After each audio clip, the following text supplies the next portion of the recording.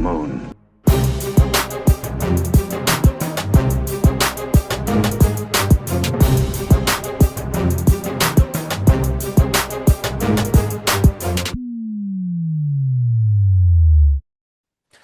Hello there, and welcome to That's No Moon, AdeptiCon Battle Report special.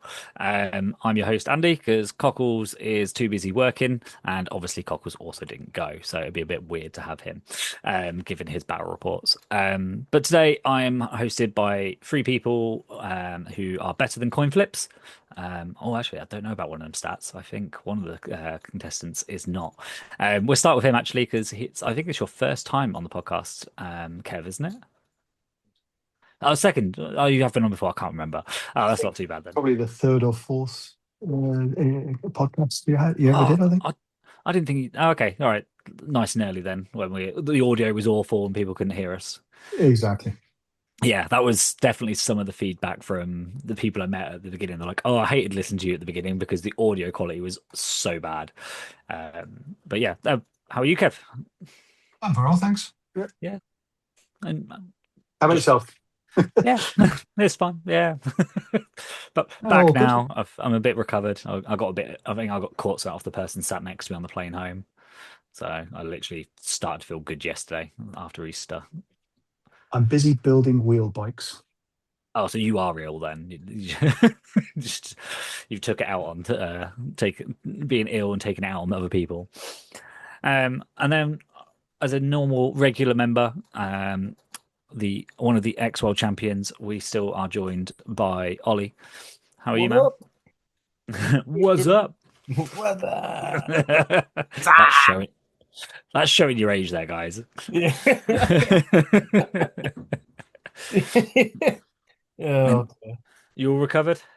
Yeah, pretty much. I mean, Yeah. I was back to work immediately. Yeah, So yours was weird. You got off the plane and went straight to work, right? Like yeah, literally. I literally got off the train. Well, sorry, I got off the plane and got straight on a train, And then straight across London to the Excel Centre to work. wasting zero time. Love it. Oh yeah. I mean, I wasn't far off. I drove home and then started at around like 9:30, 10. So What pretty much is the this same. work you speak of? For you, the unemployed, Dave. Yeah, here's the unemployed bum and the fourth member of today's episode, Dave, who's wearing a great hoodie. I appreciate it very much. How are you, man? Yeah, I'm good, thank you. Yeah, just had a very quiet week. Yeah, no Legion for a change. A little bit. Lila came over. Oh, okay. Yeah. So already starting for WTC practice then. Yeah, exactly. AdeptiCon's over. Right. Next one. Let's go. Yeah. Me and Ollie are having a bun fight about who gets to play Empire. So I won already. I mean, who ranked higher? Isn't that Me. usually the argument? yeah. So yeah, today's episode is with Cockles being away, me hosting.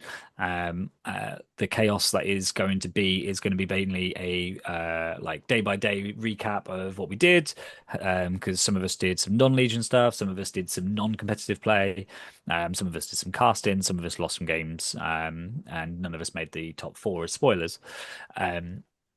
So it's gonna be a bit of a random one, but we'll see how it goes. And then on Sunday, so in like 5 days' time, if I can count, yeah, 4 days' time for Saturday. Sorry, we're going to hopefully have Justin Fleming, the current new world champion. We're going to have him on, and we're going to go over the like new reveals from the roadmap, talk about his experience at AdeptiCon, and go through his list and stuff like that. But for us, we all arrived. Kev, you were first on the Wednesday, right? And you and Ollie, you both went to Chicago. Yeah, I arrived on the Monday. You arrived Monday. Oh, you were eager. Couldn't get a flight on the Tuesday. Not a Fair. direct one. Direct to Chicago or direct to Milwaukee? Direct to Chicago. Oh, okay. You didn't contemplate looking at any Milwaukee flights just for people who want to go next year? I did not. No. No. That's fair. It'd be nice if we can get some more international. I think this was the international crew, isn't it? Just us four. From the UK, yes. Yeah, there was some Canadians, which if they But count as international, yeah, I mean, obviously they do as a country do count as international, but I think when we're talking about worlds and trying to expand it past the northern continent of America, There was one Australian as well. oh, of it course. was. How did I forget? Yeah, of course. Yes, I forgot Pete, Zirconia. And there was a potential Belgian, but he lives in America, so I'm not sure that counts. Oh yeah. Casper, wasn't it? Yeah. Yeah, who lived in the UK as well, so he was flying many flags if Longshanks lets him. So obviously, did you see much of Milwaukee as a sightseeing since you got there nice and early, Kev? I went to the Public Museum. Worth going? It was very good. Yeah, they had a lot of exhibits about Milwaukee over the periods of time, and the native Indian one was very interesting. Yeah. Oh, we're an informative podcast. I mean, there are things to do other than Legion in Milwaukee, so it's good to get that out there. So then the rest of us, I think, all started arriving Wednesday. You were the same as me, weren't you, Dave? We arrived Thursday. And Ollie, you went out Wednesday though, didn't you? Yeah, went out Tuesday, and then got a taxi over to Milwaukee on Wednesday. And Yeah, you Andy, we arrived Wednesday. is We it arrived Wednesday? Wednesday evening. Yeah.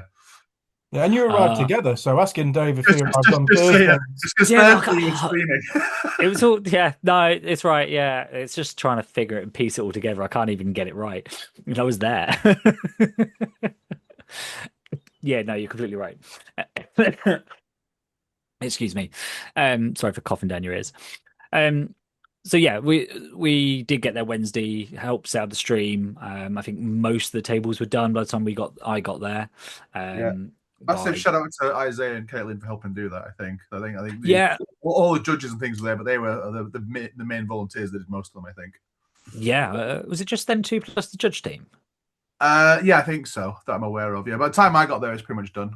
Yeah, so I mean, a big shout out anyway to the judge team, which is, if I can try and remember everyone, it was Brendan. Obviously, Josh is the head tournament organizer.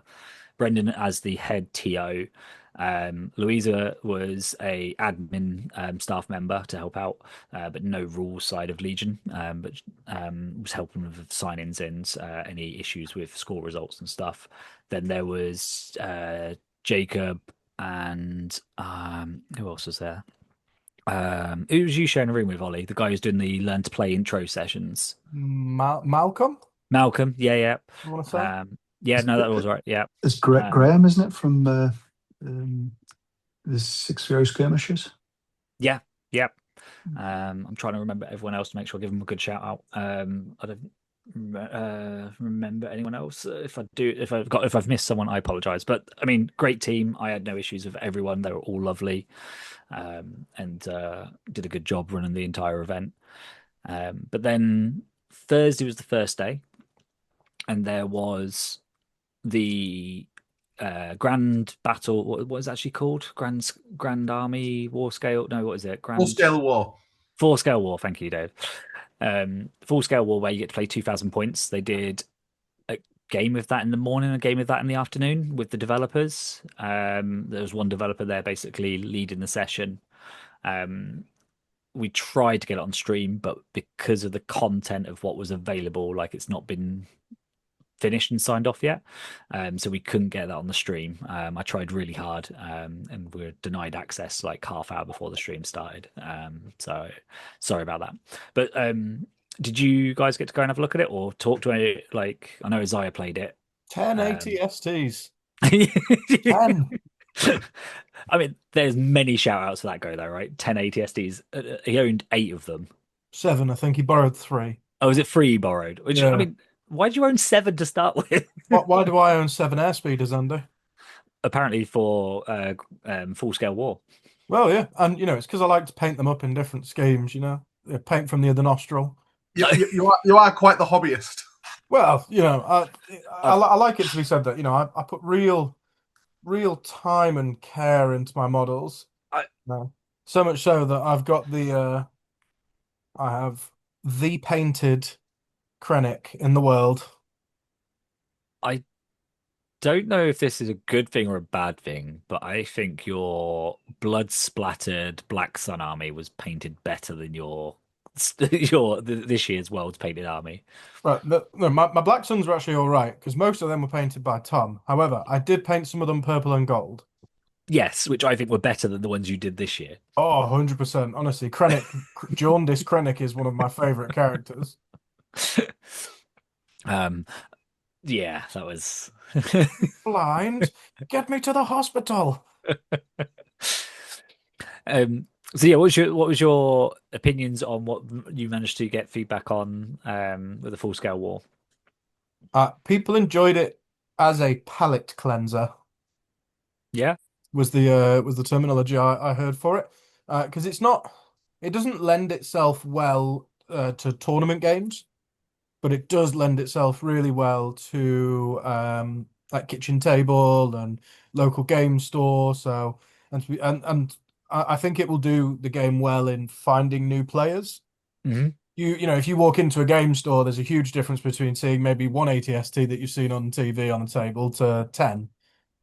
You're kind of going to go over and be like, "Oh, what's this? Oh, this looks great." Yeah, that's Yeah, so fair. No, I think it will serve as a recruiter for Legion games. and I suppose any shifting of product, be it for competitive or for kitchen table, is great for the game, right? Oh yeah, 100%. Yeah. Yeah, where people needed to maybe buy 3 ATSTs, now they can buy 10. Can we get? Can you get more than that? I don't know. I think because Not at 2,000, but you can do more than 2,000. well, Ah, yes, it yeah. works in squadrons, I believe. So Divisions. you know, division. So Hmm. I believe that guy was running Tempest Force because he No, had I don't think you get because they battle run in. forces. I'm not sure because he was because with 10, I assumed one of them was Major Marquand. No, so if I remember right from the list building, which is still available on AdeptiCon's website, like your heavy division comes with 2 or 3 ATSTs. So that's like, and you can have 2 heavy divisions, so that's like 6, and then every core division can take up to 1 heavy as well. So I think that's how you pad it out. Yeah, and points wise, everything else is naked. And all Yeah. the APCs have no guns on them and no surge Do you, pilots, and it's do you just need guns when you've got 10 ATST? Huh? I did go across to the guy after our first game finished because they were still playing. Because obviously, I think they'd been allocated 3.5 hours, so like an extra hour over a tournament game to play the game. And the guy had been taking photos at every turn. He's like, here's turn 1 where they've just walked on the board. Here's turn 2 where they're now halfway up the board. And here's turn 3 where I'm all in his deployment zone. um, but I think one of the things I was impressed with, there was still stuff on the table for his opponent. Like you got 10 ATSTs, and yet there's still so much stuff alive, like on the opponent's side. yeah. So it No, wasn't it looks like it should be a fun format. I think it feels much better done than the previous large scale format that was basically just take some a more bolt points. on. Yeah, Yeah. yeah. It feels like they've done a better job of it. I mean, But it's the still only probably not very balanced, but I'm sure. Yeah, which is fine. Like Yeah. when it's that, as long as the game's not being balanced around that, because then it gets weird for normal competitive play. I think the only negative I heard was that Zion said that like in the list building, it didn't tell you about character command cards or anything. It says you don't need to bring them because they're all like special ones for that game mode. So he didn't bring a named character, but he said if you did bring a named character, some of them had command cards and some didn't.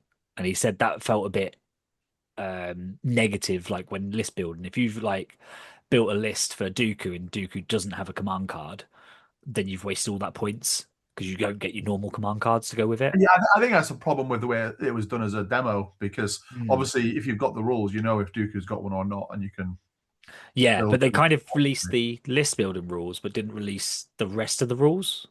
So it was a bit half and half, and I think that was the only negative thing. But everyone knew signed up for it. It was a bit of a play Do test. we know when they're being released in full?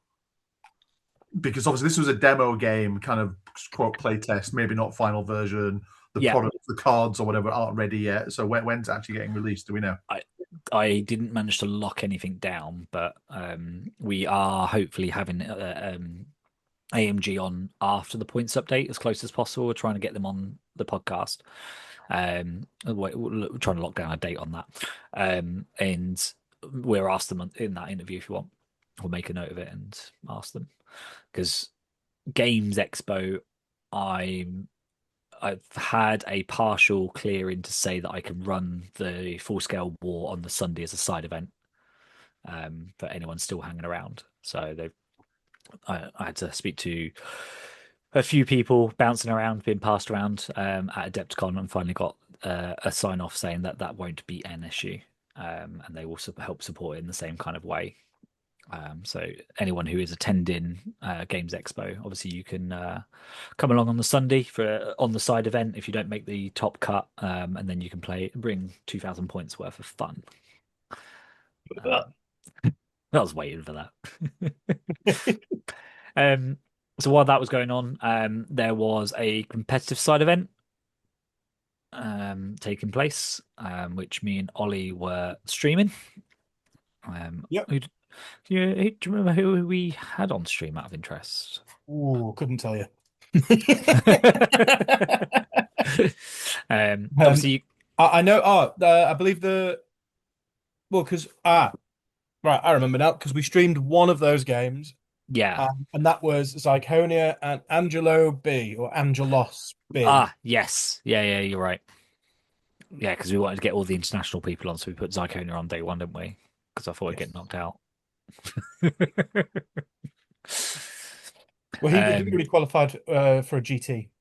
Yeah, I know. He won all of the Australian GTs so that no other Australians could go. What a man. I mean, you have to respect the grind. I mean, there is a lot of respect to be had there for doing that as well. Oh, yeah. It's quite an achievement to be able to. What I think he said 4. Was it 4 GTs? Yeah, he won 4 GTs. So Yeah. either Zyconia is amazing, or the Australians aren't very good. Yeah, and I mean, which we know not to be true because I believe that Zyconia is soon to be putting out his own podcast. Oh, is he? Yeah. See, man. after the Aussie Nick, whatever podcast he was running before, because that's been live. What was it? Rounds are up or whatever. Something like that, yeah. But since that's been gone, they've had no. I enjoyed that podcast. It was good. Fair enough. I mean, Lila needs to step a game up then, because if he's winning all the GTs over there then and not going, or he is going, then Lila needs to come and win all the ones over here and stop us all from going and getting the free buy. So, cool. So we had Zyconia on the first stream. So obviously you can go over to our YouTube channel and watch that game. Unfortunately, we didn't get Kev on during this scan because you were playing in the competitive event. Is that right, Kev? I did, yes. Yeah. Who did you? I would have lost if I went on stream. I would have lost anyway. No, you never lose on stream. I don't know what you're on about. I mean, only every time you're on stream, Kev. 4 in a row, yes. Is it really that bad? I've been on stream 4 times and I've lost 4 times, yes. Wow. Yeah, it can really keep you from stream. Or if I get paired into you, I'm just going to run up to her and like, put us on stream now. I just get stage fright and I freeze up and no. But day one you weren't on stream. How did you get on? Yeah, day one it was good. It was the first game I was playing Michael Lowe's, I think. Hopefully I can pronounce his last name correctly. I think he won. He won, I think, the LVO Invitational as well. Oh, so okay. He's not a inexperienced player. Yeah, for the listeners, Kev, what was your list? Yeah, my list was Manda Vader, of course. The real one. The only one. He had Saber Throw burst of speed and choke. Had Krennic with improvised orders, 6 snows with Ion, 5 of them have Imperial March, 1 I didn't have points for Imperial March, 3 Dewbacks with Tenacity and the range 4 RTC 97, is it called? And then Death Troopers with just the range 4 config. No. Lots of compel, lots of relentless and steady shots. And lots of ion. And lots of iron. Yeah. And which will come in handy in game 2. So what was your opponent running in game 1? Game 1, it was all Rebel good stuff. Super Cassian, Bad Batch. Let me have a look. Ewok Slingers, Din Djarin.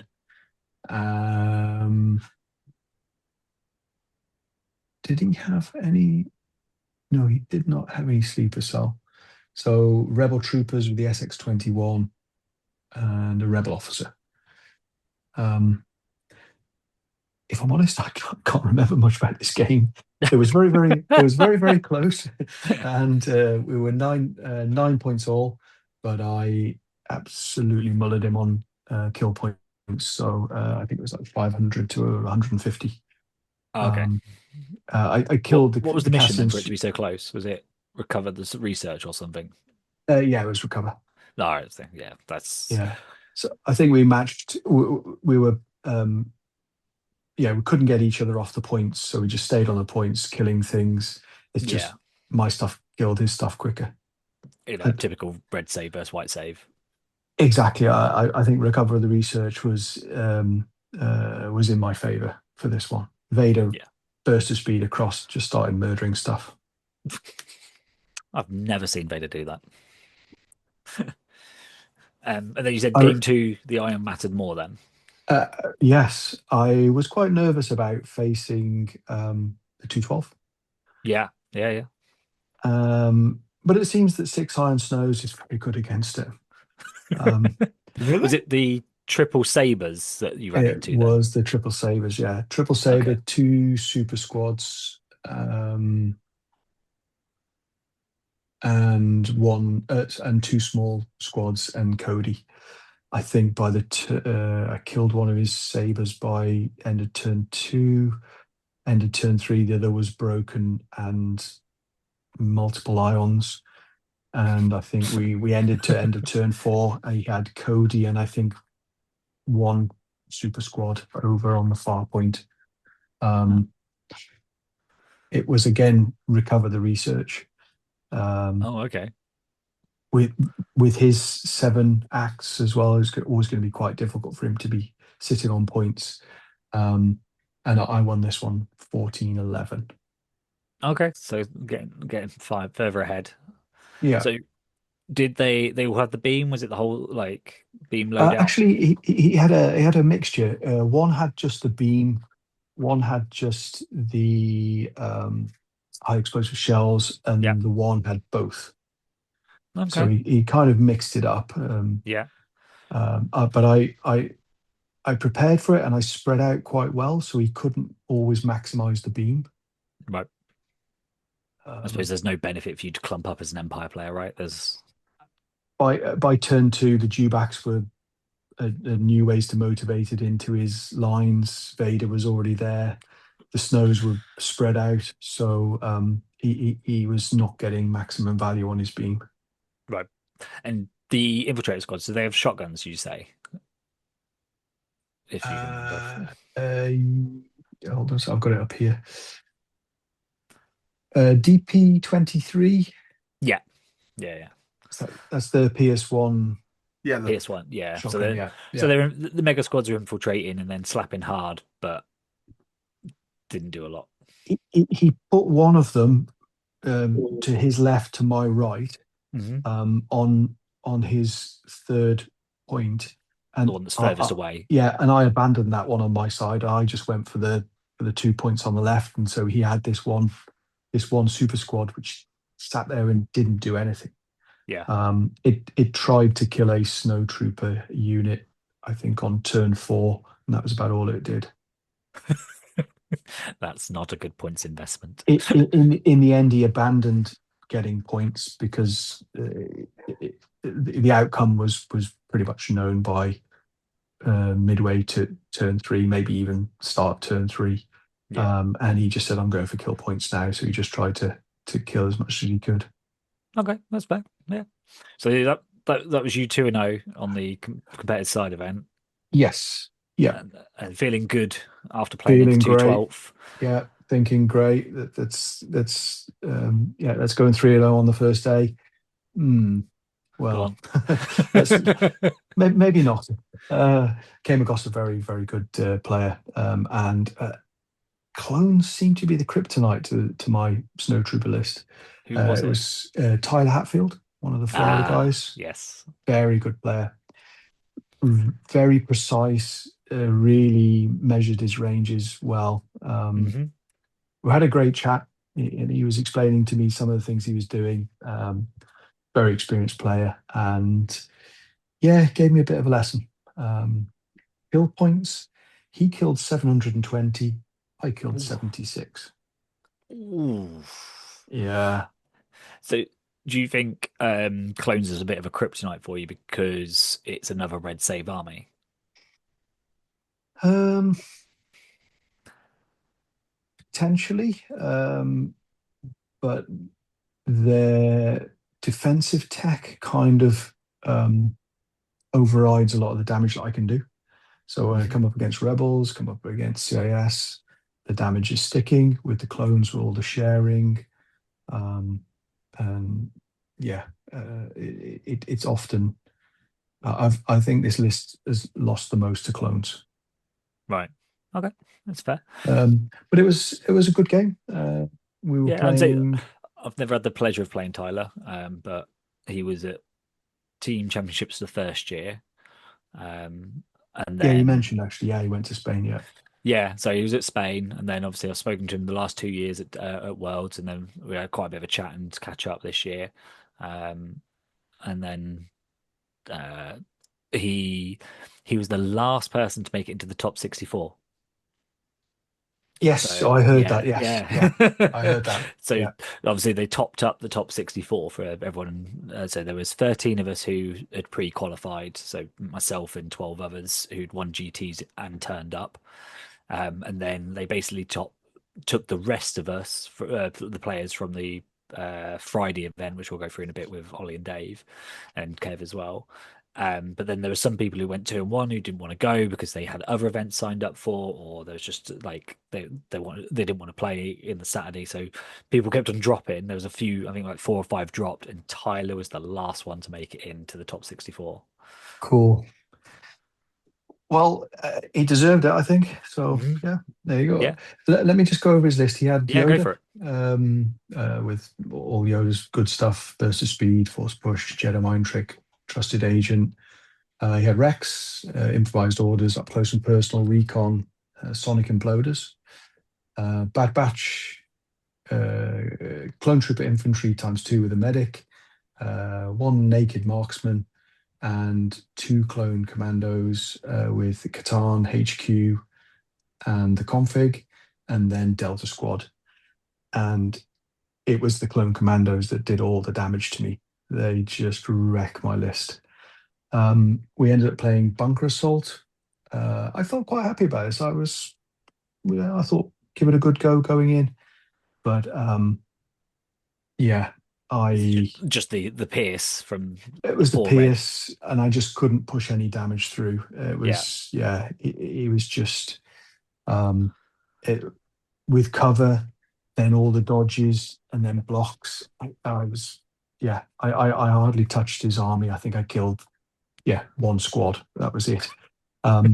We talked about it afterwards, and he basically explained that if you'd have run at me, if you'd have come Mm. charging at me, I could have, and that was the issue. I tried to throw Vader at him and then throw the dewbacks at him. He ate those up.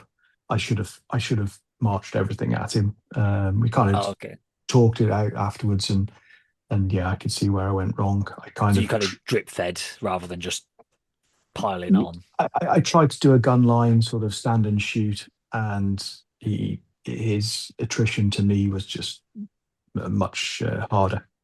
Yeah, his list does it way better than yours. Yeah, exactly. So yeah, it was a good day. Went 2-1 on the Thursday. Yeah, I mean, happy with that.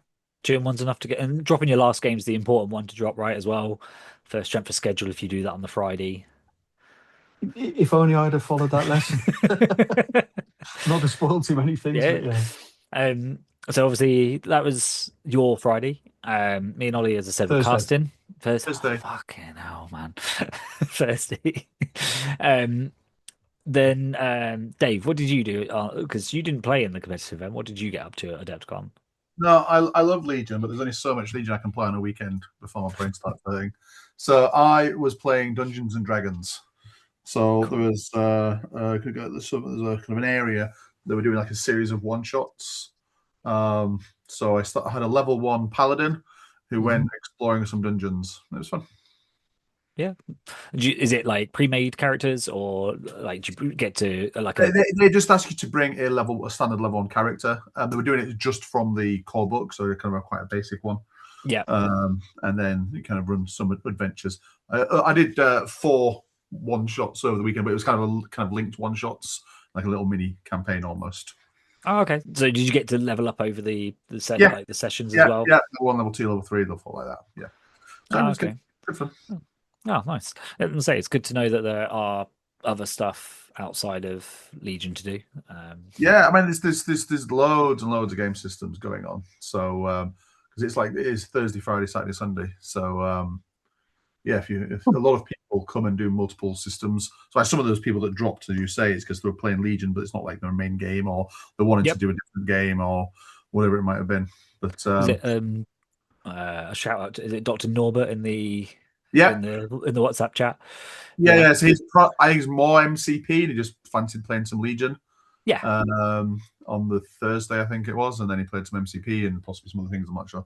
But yeah, there's pretty much most tabletop miniature games are around there somewhere. So it's good fun.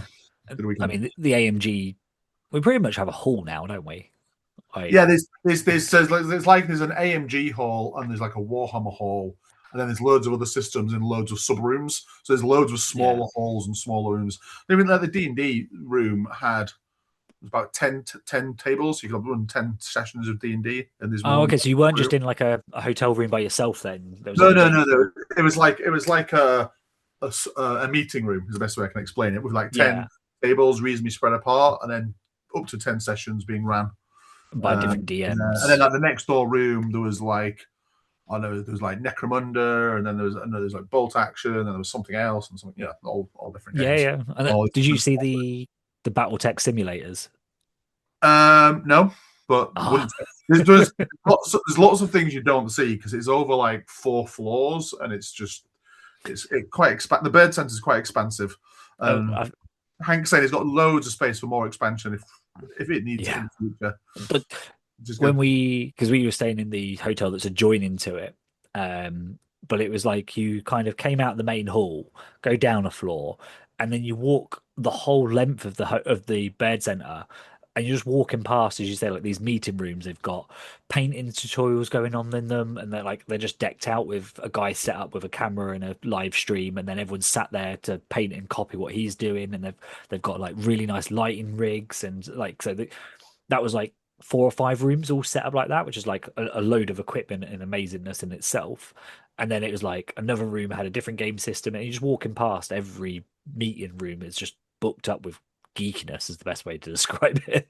I did a painting tutorial last year, but did you? The problem is that they're at strange times. They're either in the middle of the afternoon when you're doing a tournament, or late at night, like 8:30, 9 o'clock at night. Well, I think a lot of them do like all day, but obviously the popular times get booked up really quick. Is another thing. So there's but there's lots going on. So yeah. But the main hall thing? I did, yeah. The painting thing was really good. Yeah, learning different techniques, understanding why they do certain things. It was about painting white, which was good.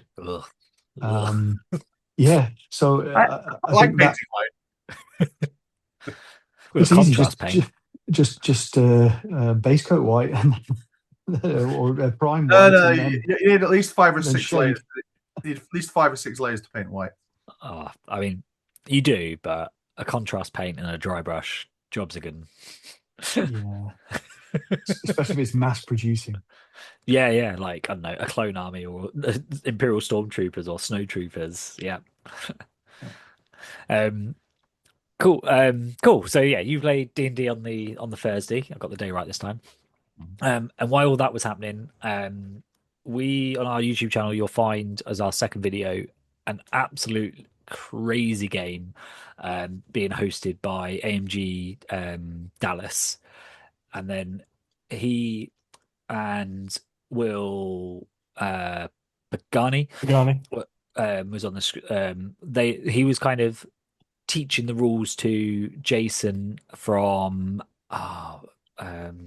what is it? It's the Monument Games and Ellie Firespray, who's like an Instagram influencer, painter, YouTube channel. And them two were kind of playing against Dallas, and Will was kind of teaching them the rules, kind of in a learn to play kind of thing. So they're all mic'd up. Well, Will and Dallas were mic'd up, and then we just looked after the cameras. And there was some great interaction with Dallas in the chat because they were like talking about like what the big reveal was. They'd said they were going to reveal something. We didn't know what it was, but it was a bit like a D&D session the way he played it out. Because it was like the two rebel armies, they had like 600 points each, kind of were breaking into a clone base, and then it was like you've sounded the alarm, and suddenly this ATRT and bark speeder come flying out as to investigate what the trip of the wire that you walked over. And then it was like then they started shooting each other, and then it was like right now a lat turns out and a mega squad jumps out, and it was like all these things that you can't do, like because there was hardly any units on the table at the time. But then it was like they got to play weird event cards where they narratively told what they happened. So I think what Jason said was like, "Oh, your guys who've just propelled out of the lat have left the ropes there. So my guys are going to climb up there, beat your pilot up, and take over your lat." And then like he was like, "Cool," and then they did, and it was like then they kept on like narratively talking about it. And it was absolutely hilarious to watch. With me, John, and Zane. Ollie heard the words "fun" and was like, "Nope." And the three of us were sat there with cameras, doing the camera control and stuff. But it was really good entertainment. I recommend going watching it. And then the big reveal was a Anakin Skywalker as what was it? It's, Nightfall, isn't it? The official term, is that right? Yeah. Yeah. Yeah, when he's kind of Darth Vader but not in the suit yet, pre-Mustafar Darth Vader. Yeah. So I think Nightfall is the term for when he's killing all the younglings. Yeah. So that's after he's become Darth Vader, but before Mustafar. Yeah, exactly. Yeah. So, and it's a model that is official. Like we don't know anything that's being released, or there was no rules for it or anything like that because Dallas is just like, and I roll 8 red attack dice, pierce 6. He's just There like, are rules for it. well, yes, there are. At the time, there wasn't. No. Did you go and see the card? No, I didn't see it. I was sent pictures of it though. Oh, okay. Have you got it to hand if you want to go over it, or? Ooh, no. Yeah, give me a few minutes. I'll see if I can find it.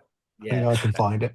So I'll give it why I wanted you to try and find it. To give a bit of context for it, so there is a league that was being played this year, and I think this year's version was awesome because normally it's you kind of turn up, you mark off you've played a game, and you're meant to play 3 games a day.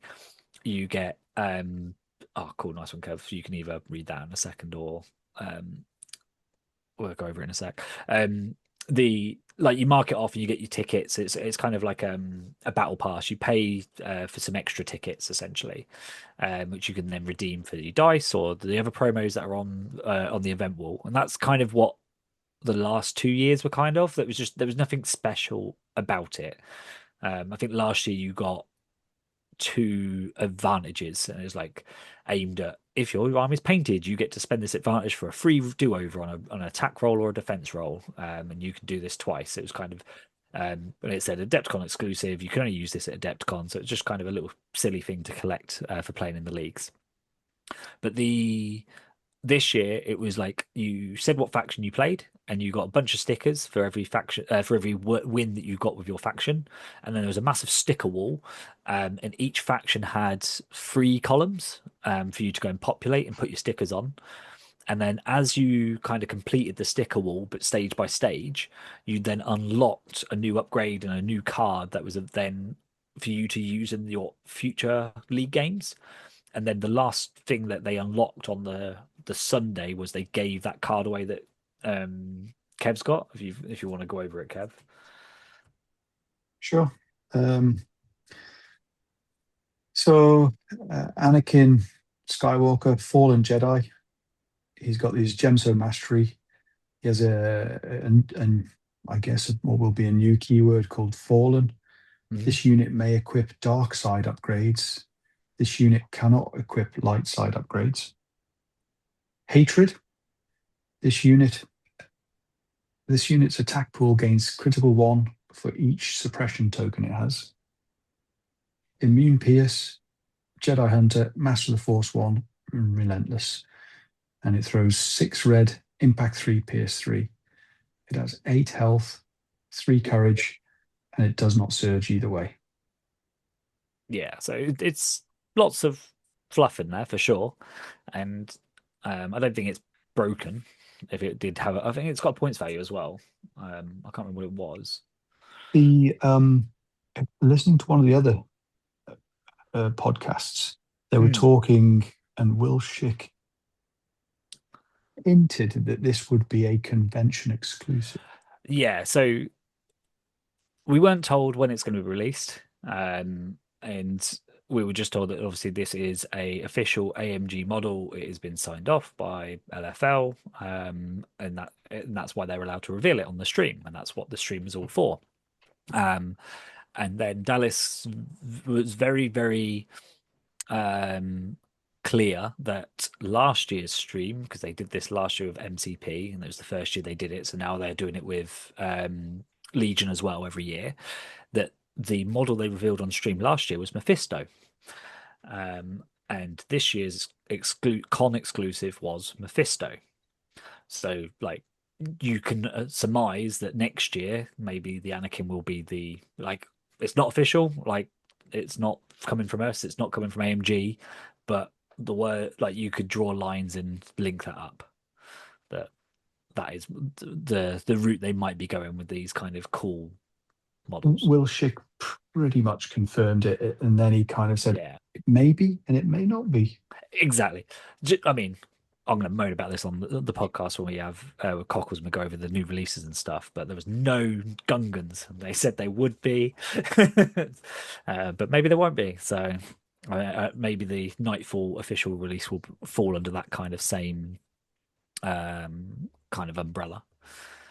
So that was Thursday. I don't think not spoilers for your next episode. There was no hint at all of what they actually did announce, and that's coming out. That's coming out in June. So I get the impression AMG have these long roadmaps and want to drop surprises on us occasionally, which is quite fun. It's awesome. It's nice. Like, it's really good. Yeah. I mean, the June release it's not spoilers, obviously. Like, that time we're one of the late ones, I guess, when it comes to the new releases. But the Mando release for June is like amazing. I'm so surprised it's coming out that quickly with the quantity that they revealed. Yeah, my wallet hates it. Oh, so does mine. Well, the problem is you'll have to buy one battle force for each clan, so you'll need at least like 5 or 6 copies. Tell me about it. At least for, on 2 or 3. For the hobbyists out there, it'll be amazing. I'm sure Ollie will love that. Yeah.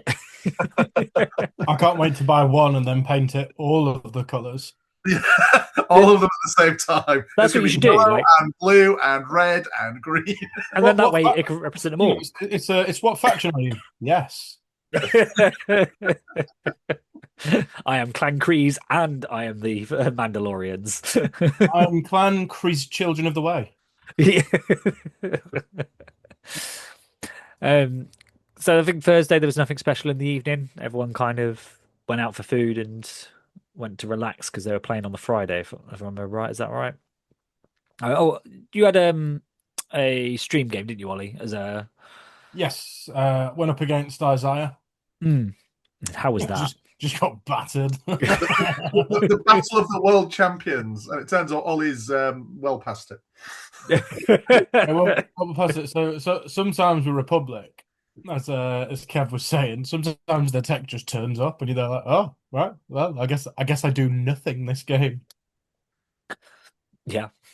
But I mean, it's a game to lose, though, right? It's just a similar to Kev losing his third game. It's just a warm-up game. Oh yeah, it's just time of the list, and it was a bit of stream entertainment for the end of the day. Yeah, it was a nice game to stream at the end of the day to get that third game in for everyone. So again, you can go and find that on the YouTube channel to go and watch that if you want to. And then Fridays, the real slog for the new world champion begins. Um, let's go on, Ollie. Let's start with you. How was your game one? I'll tell you what, I will reel off my games Yeah, that's what I'm now, asking you. for I have to disappear at 9. Go for it. So, how was your games then? Oh, good question. I'm just trying to find myself now. I am on Longshanks, don't worry. Whoa. So I fought off against 2 Empire and then a Republic. The first one, let's make me log in again. I hate this. Technology. Oh, you know me, mate. So yeah, so game one, I was up against Adam Nauf. Knauf. We were playing. Oh, a little notes section. Oh, that's for me to add a note. Damn. Um, we were playing Breakthrough, Bring Them to Heal. I was on Black Ops, he was on Ordnance, and he was running like a Din, Krennic, Gideon, Dark Trooper, Lat, Super Snows, Storms with like HH-12s, bit of like Empire Soup kind of thing. Obviously, Breakthrough is not a great mission against that for me because you just yeet a lat at me, and I'm like, oh god. Since you've been hiding your list for so long, do you want to tell everyone what you actually ended up taking? I was the same as Austin's. I was double darks, Krennic, Gideon, Up Vader, 2 Super Shores, Snow with Ion. But not exactly the same though, because you had one upgrade difference, didn't you? No, Yeah, one battle deck difference. yeah, one battle deck difference, which is to take if you're going to run shifting, you definitely need to take supply run, not recon, like an idiot, Austin. And then he had impact grenades on the snows, and I had a targeting scopes on the shores, which is it's neither here nor there. So yeah, I ended up deploying a little bit weirdly. So I had like Krennic, a snow, and 1 Super Shore on one side, and then I had everything else on the other. And then he deployed his lat and his super snows with a flamethrower on the side where he only had 2 units. So that was a little bit stressful, but with Bring Them to Heal and him not having a commander over there, it made a big difference. So I was either suppressing or panicking them. And I generally won the additional suppression one each turn. So I think we finished up 13-5 to me Okay. on So breakthrough even though because not I think at the end because I teleported onto his back point, so I was controlling all 4 points at the end. so a mission that's not too good for you, but you thrashed it. Yeah, well, no. The mission is good for me. It's hard to kill a super flamer snow squad. Right. I think That's I'd like Callous Riots in there as well. Yeah, that was it. Then game two, I was up against lovely guy. He's playing Imperial Remnant. We were playing Intercept, Sweep and Clear. I had Ordnance. He had Black Ops. His first activation of the game was to double move Gideon onto the table, in a position where I could see him. And with this being Intercept, I had some decent. I'd prepared positions both of the shores. So I then reacted to that by one-shotting Gideon with the One shores. shot it. I got 13 out of 13 and he died. Okay, And I was like, that's a oh, thing. that's interesting. So who's the Uh, leader of your remnant? well, yeah, no, and they really are a remnant. They're Ian Belan. They've got nothing left. That was a bit of a rough game for him. He never actually scored any points on intercept. He managed to kill, I think it was my snows. No, he killed 149, so he managed to kill a Dark Trooper squad by the end of the game. So that was 12-1. I'd killed 819. He'd killed 149. Wow. Okay. It's quite one-sided then on that for a one and Yeah. what for game two to make day two. That's kind of what you want, though, right? Because now Oh, you're yeah. feeling nice and happy that if you lose your third game, you're You, kind of yeah, through, not guaranteed, but but you probably should. In game three, I think it's True Fury. This was a clone list, so one of the ones which I really don't want to see. So we had like double commandos and arcs. He had like a fully kitted out Jedi Guardian, which he was okay. running as a Pong Krell mini, which is outrageous. No one wants to see Pong Krell on the table. I love Ponkrell. I literally, if I I will start playing clones full time if I can get a Ponkrell, and I will every time I get the chance to do Reflux because he's got to have Reflux, I will use it, and I'll be like, "You are just a number to me," and I'm gonna put a batch number on every single clone model base as well, and refer him to that. So he was on that with, but like with Clone Trooper Marksman with mortars. And obviously, I'm a very like standby heavy list, which is as soon as I see loads of range four, and they're like, oh, come on. I'd like them to produce Overwatch, which is double the points of a normal Overwatch, but it makes me range four standbys. No, I'm okay, thank you.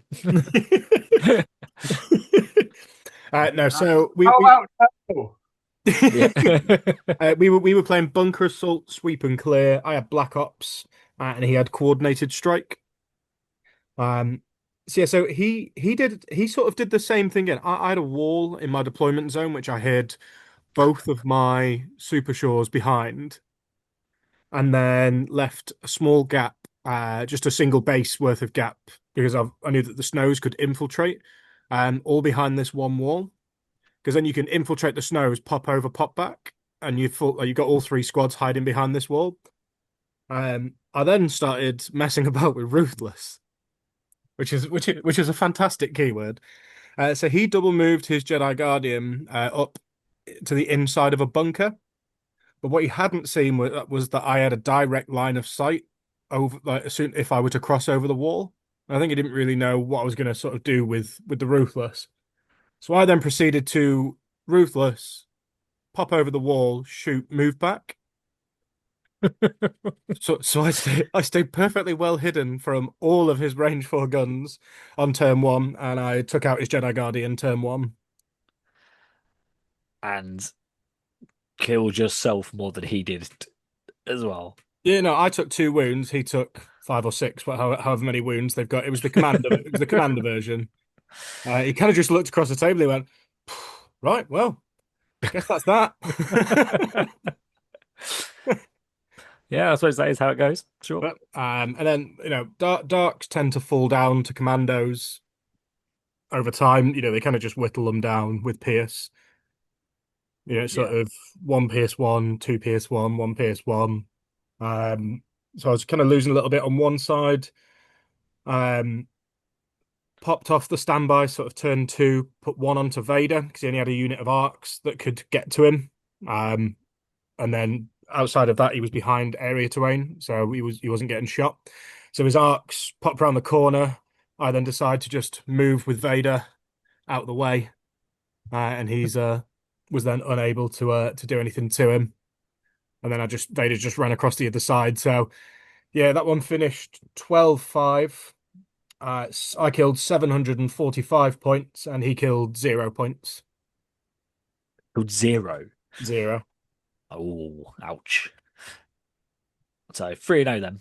Yes. Okay.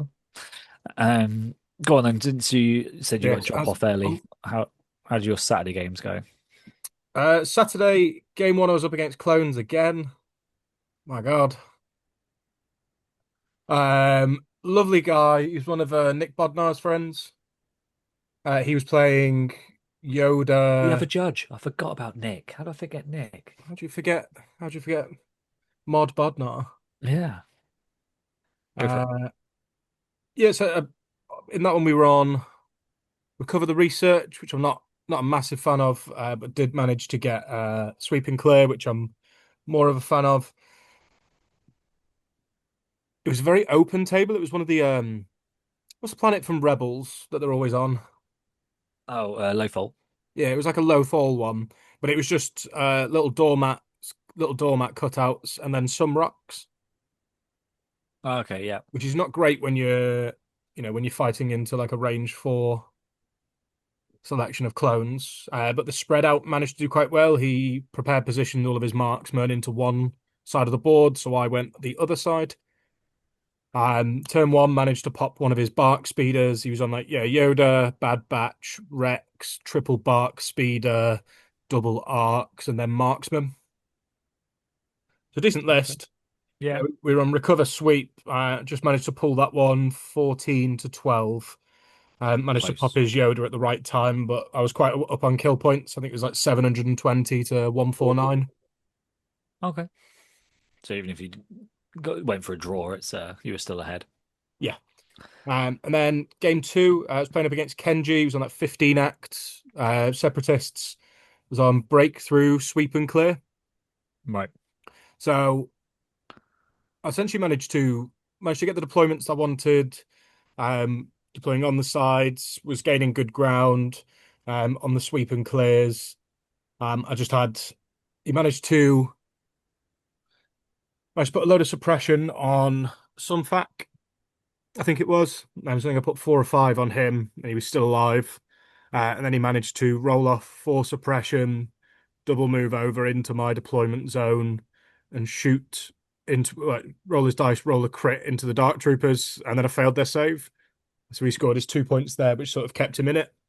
Um, Generally sort of back and forth. Vader was clearing the majority of the left-hand side, whilst the Darks and Gideon were looking after the other.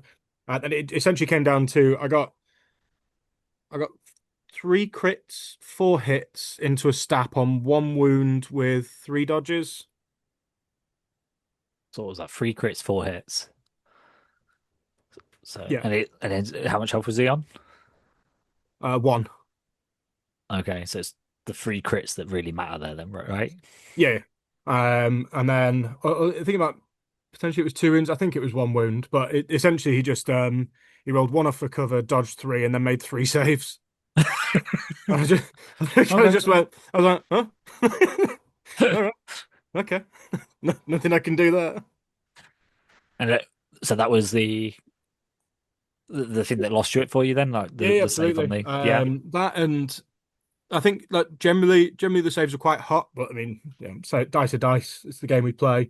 There are a few bits where his super tack or his operative tack had 3 wounds left, and he survived 10 hits from Vader. Yeah, Pierce immune, right? Yeah, I was like, all right, sure. Yeah. You Yeah, got the into the fray as well. yeah. Yeah. Okay. So Yeah, so, yeah, that ended up 10-9. I'd killed 462. He'd killed 300. right. And then obviously you did the favorable thing and dropped out and helped cover the stream for us, so you didn't Oh, get to improve your absolutely. ranking. Yeah, Yeah. I've got to work, haven't I? Yeah, yeah. That's why Got we're to, out there. So got to do it. oh, so overall you went what, 4-1? Yeah, technically 4-2 because I played Isaiah as well. Oh yeah, 4-2 including the size But guy, but in terms of tournament games, 4-1. yeah, Which considering I've not really played this year, I was quite happy with. But I'm that's good. back in my Legion swing this year, I think. Back into enjoying it and making a return for WTC as well. Yeah, absolutely. Although judging UKTC Yeah, Games Games Expo. Expo. Yeah, yeah. That is indeed. Which And one's you get first? Okay, it's WTC's TC's first. first. Yeah, that's right. And then it's 2 weeks later. I just It's mix. I mixed the events up. Then I just went UKTC, UK Team Championships, Nope, not that one. It's which Games which, Expo. which the England All Stars would take us for, and then nobody else would bother. Well, there's WTC the 5 weeks. yeah. I know. Weird. I was on the phone to Dave Nolan just before this call, actually, before this meeting. Battle so gamers. yeah. Yes, that is me, everybody. I'm gonna have to make a shift. I've got a bit of a trek to do, so I shall see you all later. I assume I can just leave the room, Andy. Yeah, you're good. Cool. So the Bye. rest, we'll rewind then because obviously Ollie jumped straight into Saturday. So Friday, Dave, how did you get on? Ooh, it's exciting. So I got to play Well, I'll do my list first, very quickly. Although I think I went through it on the last cast, but in case No, go nobody for it. missed Go for it. Remind it was everyone. Commander Vader, the correct version, Yeah. with Burst, Push, Saber Throw, Improvised. Din Djarin with the Beskar Spear, Flamethrower, and Seize, Tenacity, Jump Back, yeah, usual things. I had an Agent with a pistol and a command and control uplink, and he was the one that gives aid, whichever one that one is. I had a shore trooper with a heavy. I had a mortar. I had a super snow squad with Callus and an ion gun and grenades and Imperial March and Recon Intel. So 151 points of snow trooper goodness in a single squad. 151 point snows. Yeah. And then double darks with assault cannons. So right. 8 attacks, but played as kind of 10 with the box. And just a little bit why the list. And I felt the list held up really, really well. So, spoiler, I didn't win the event. But the games that were lost were not because of the list. It was because I misplayed. So I thought the list held up very, very well. The premise behind it was to abuse the double darks and the way they, I should go last. And I was trying to work out, well, turn one, what's the best unit I can have to go last with? And I worked out I thought that would be the Callus Snow Troopers. Because the damage isn't great, but them appearing anywhere on the board is really nice. They've got Courage 2, Indomitable, they're hard to kill, they do a reasonable amount of damage. They just did a lot of work. And that kind of worked most games, which we'll kind of get into. And then Vader and Din are just amazing. And the command and control uplink mean I can kind of play a 0 pip if I needed to. So I can last first if I need to with those no troopers or whatever else. So that was kind of the idea behind the list. The first game I played Stormtrooper Battalion. So this was, I think it was 6 super squads, some riot troopers, and like two officers, 2 agents. A lot of dudes with a lot of rerolls. Right. It was the general vibe. And yeah, so I was able to. I guess we played recover and sweep, and I was able to, as I want to, with the mission help of the mission, isolate part of his list, and effectively I kind of held off reasonably well, protected myself from his firepower, using range control, and then Vader dove turn 2 and Din went in turn 2 and just did things. So I was able to basically push him off points to get ahead on recover and sweep. Usually the way I like to play recover is you've got your 3 back points and you want to, I always secure the right 2 and then hook around on the right to get their back point and to push them off it, because that's so hopefully it reduces them from scoring maximum, because it's quite easy to score 3 points on the primary every turn with recover. Yeah. So you've got to find somewhere to push them off it. And that's usually how I play it. So I ended up basically, kind of working through that way, with Vader being the star of the show as he always is. Then I played one of the wildest games I've ever played. It was a really fun game. It was and unfortunately, I don't know people's names because I've only got the Longshanks names, and I cannot remember people's names in real life. So there's a guy called Tragic Centurion, apparently, but he was playing 212 with 3 saber tanks, which and 3 ATRTs and 1 super squad and 1 big ARF squad. and yeah, so it was a challenging matchup. But then on the turn 0, I flipped into supply run, and he only had 3 infantry units that could pick up boxes. Oh, So hugely beneficial to me. So at that point, I was actually really confident of winning. And it was going pretty much to plan. So my snows came on last, ran forward, I on the saber tank. I then did my trick to go last first. So the snows went again.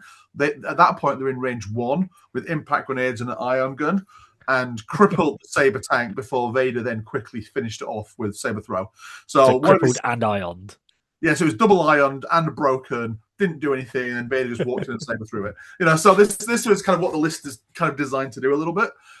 Worked really well, really happy. I'd played New Ways, and Din was just in range to double move and flamethrower his big shotgun squad that had one of them that had picked up a box and walked away.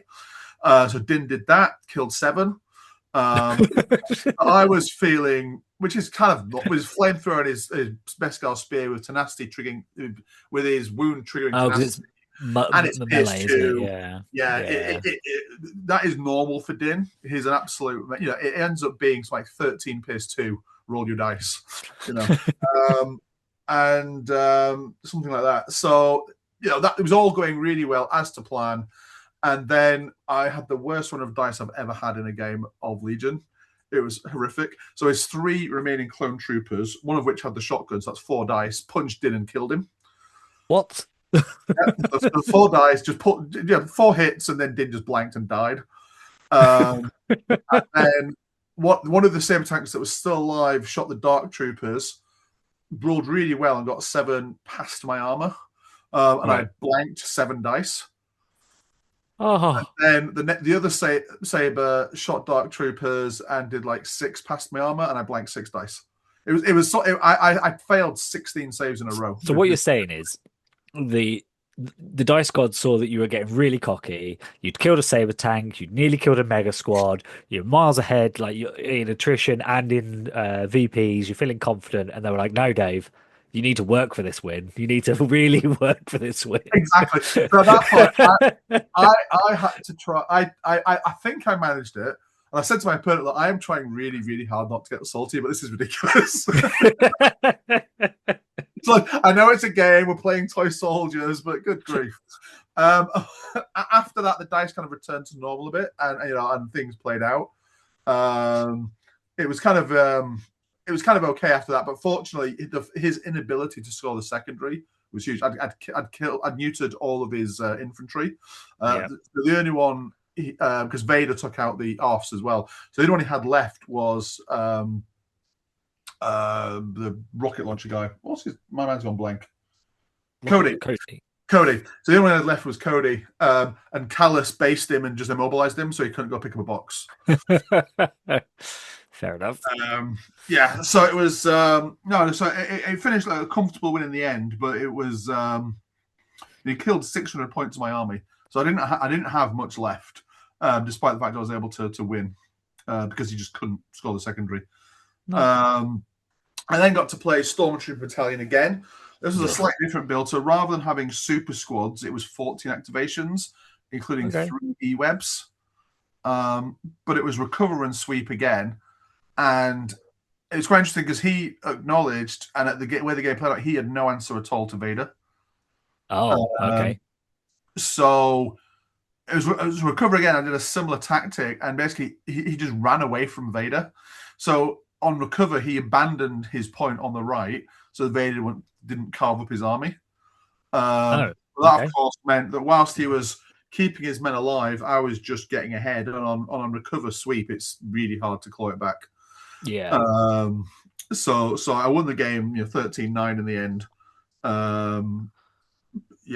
So it was he just wasn't sure what to do about Vader, to be honest. Obviously that was his 3rd game, so he'd obviously won the 2 before that, but he just didn't have an answer for it. Didn't have an answer at all. Figure out a plan. Once Vader got in, he was just doing whatever he wanted. Yeah, I mean, that is usually the case. Like, Vader does what he wants. My usual answer is let him burst onto a point, and then just let him have that point for 2 turns. and like, but you need to be Yeah, making sure, especially on recovery, you just go right, and then the rest of the game you just move away, and then Vader is just sat on a point. He can't really yeah, impact the game because he hasn't got a long yeah. range. I think what he needed to, because what it was just a pure gun line. It was a Yeah, massive gun line, and he just stayed still shooting me, rather than what he yeah, needed to do was just run at me, and yeah, just run away from Vader, run towards me, and just be like, well, I've got to get onto a point somehow. yeah. Uh, And he, that's it. he, Like, he didn't. He was too timid. I mean, if he'd have tried it, he might have got tabled, But the way he played it, there was no chance of him winning. yeah. So it's better to have a chance at with an out and having no outs, right? Yeah, yeah, So because on the other flank, so Vader had gone the right way, and basically the other flank was Tigers to send Din the other way, and mm, there was a bit of training so he could approach reasonably comfortably. So as soon as he was scoring the POI, he was in range of a Din charge. So Din just right, double moved into him, and he just couldn't deal with Din either. and 'Cause unless he had no melee threat at all. unless Din just blanks out on 4 dice again. Yeah, unless Stormtroopers punches forward, Din just decides to die. Which over the weekend, Din did that about 3 times. He just decided to die for no reason. But Mandalorians, what are you going to do? Hey, and you want a whole army of these? Yeah, yeah. They're Mandalorians are wild. So Dave's gone 3-0. Yeah, 3-0. Ollie went 3-0. Kev, last man standing of Team UK because I've got a bye, so I don't play with the plebs. Go on, man, bring it home. Bring it home. I became a pleb, I'm afraid. How was game one then? Let's start with the first. Game one started well.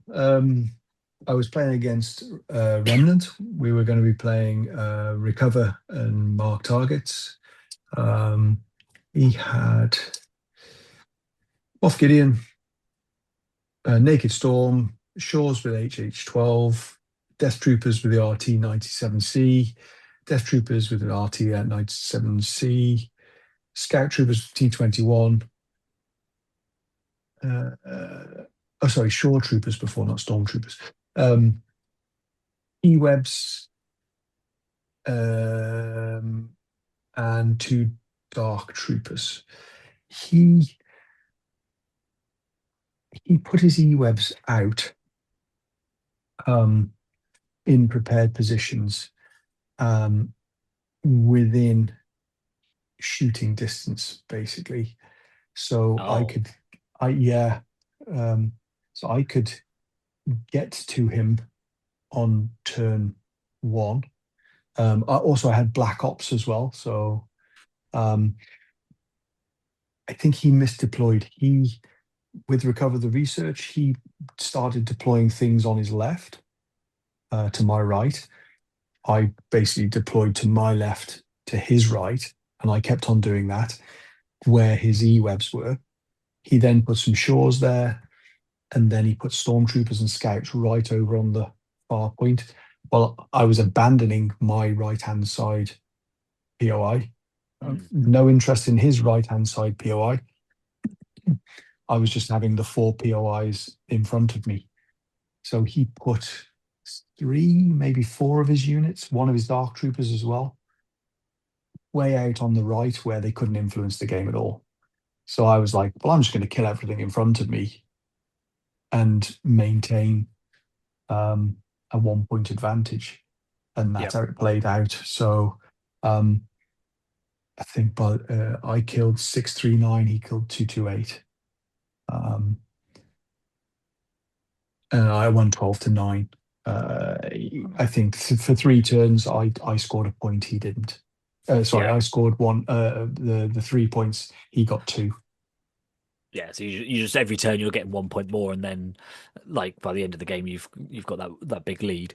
Yeah, And I think this is like the biggest problem with Recover the Research, isn't it? It's very easy to score 4 points for both of you, so you just get 3 and 3. But then yeah. as soon as one of you gets ahead on it, unless that secondary is, I don't know, bring destroy enemy base or something, it's nigh impossible to then re-catch up with the primary. It was marked targets, and I think we only went to round 3, round 4. I Three scored to point goal, yeah. I scored 3 of his mark targets and 3 points in 3 rounds. Yep. And he scored, I think, 2 points, and then I think he got 3 points, and then he also got like a 2 mark 2 targets as well. Yeah. Yeah, I think he got 2 twos, 2 mark targets, and a 3 pointer. Yeah. I think it's very rare to recover the research that you get a fifth turn unless you're all scoring parity 100%. Yeah, and that was against a guy called Keaton Erickson, Okay. poisoned Blackhawk. All right.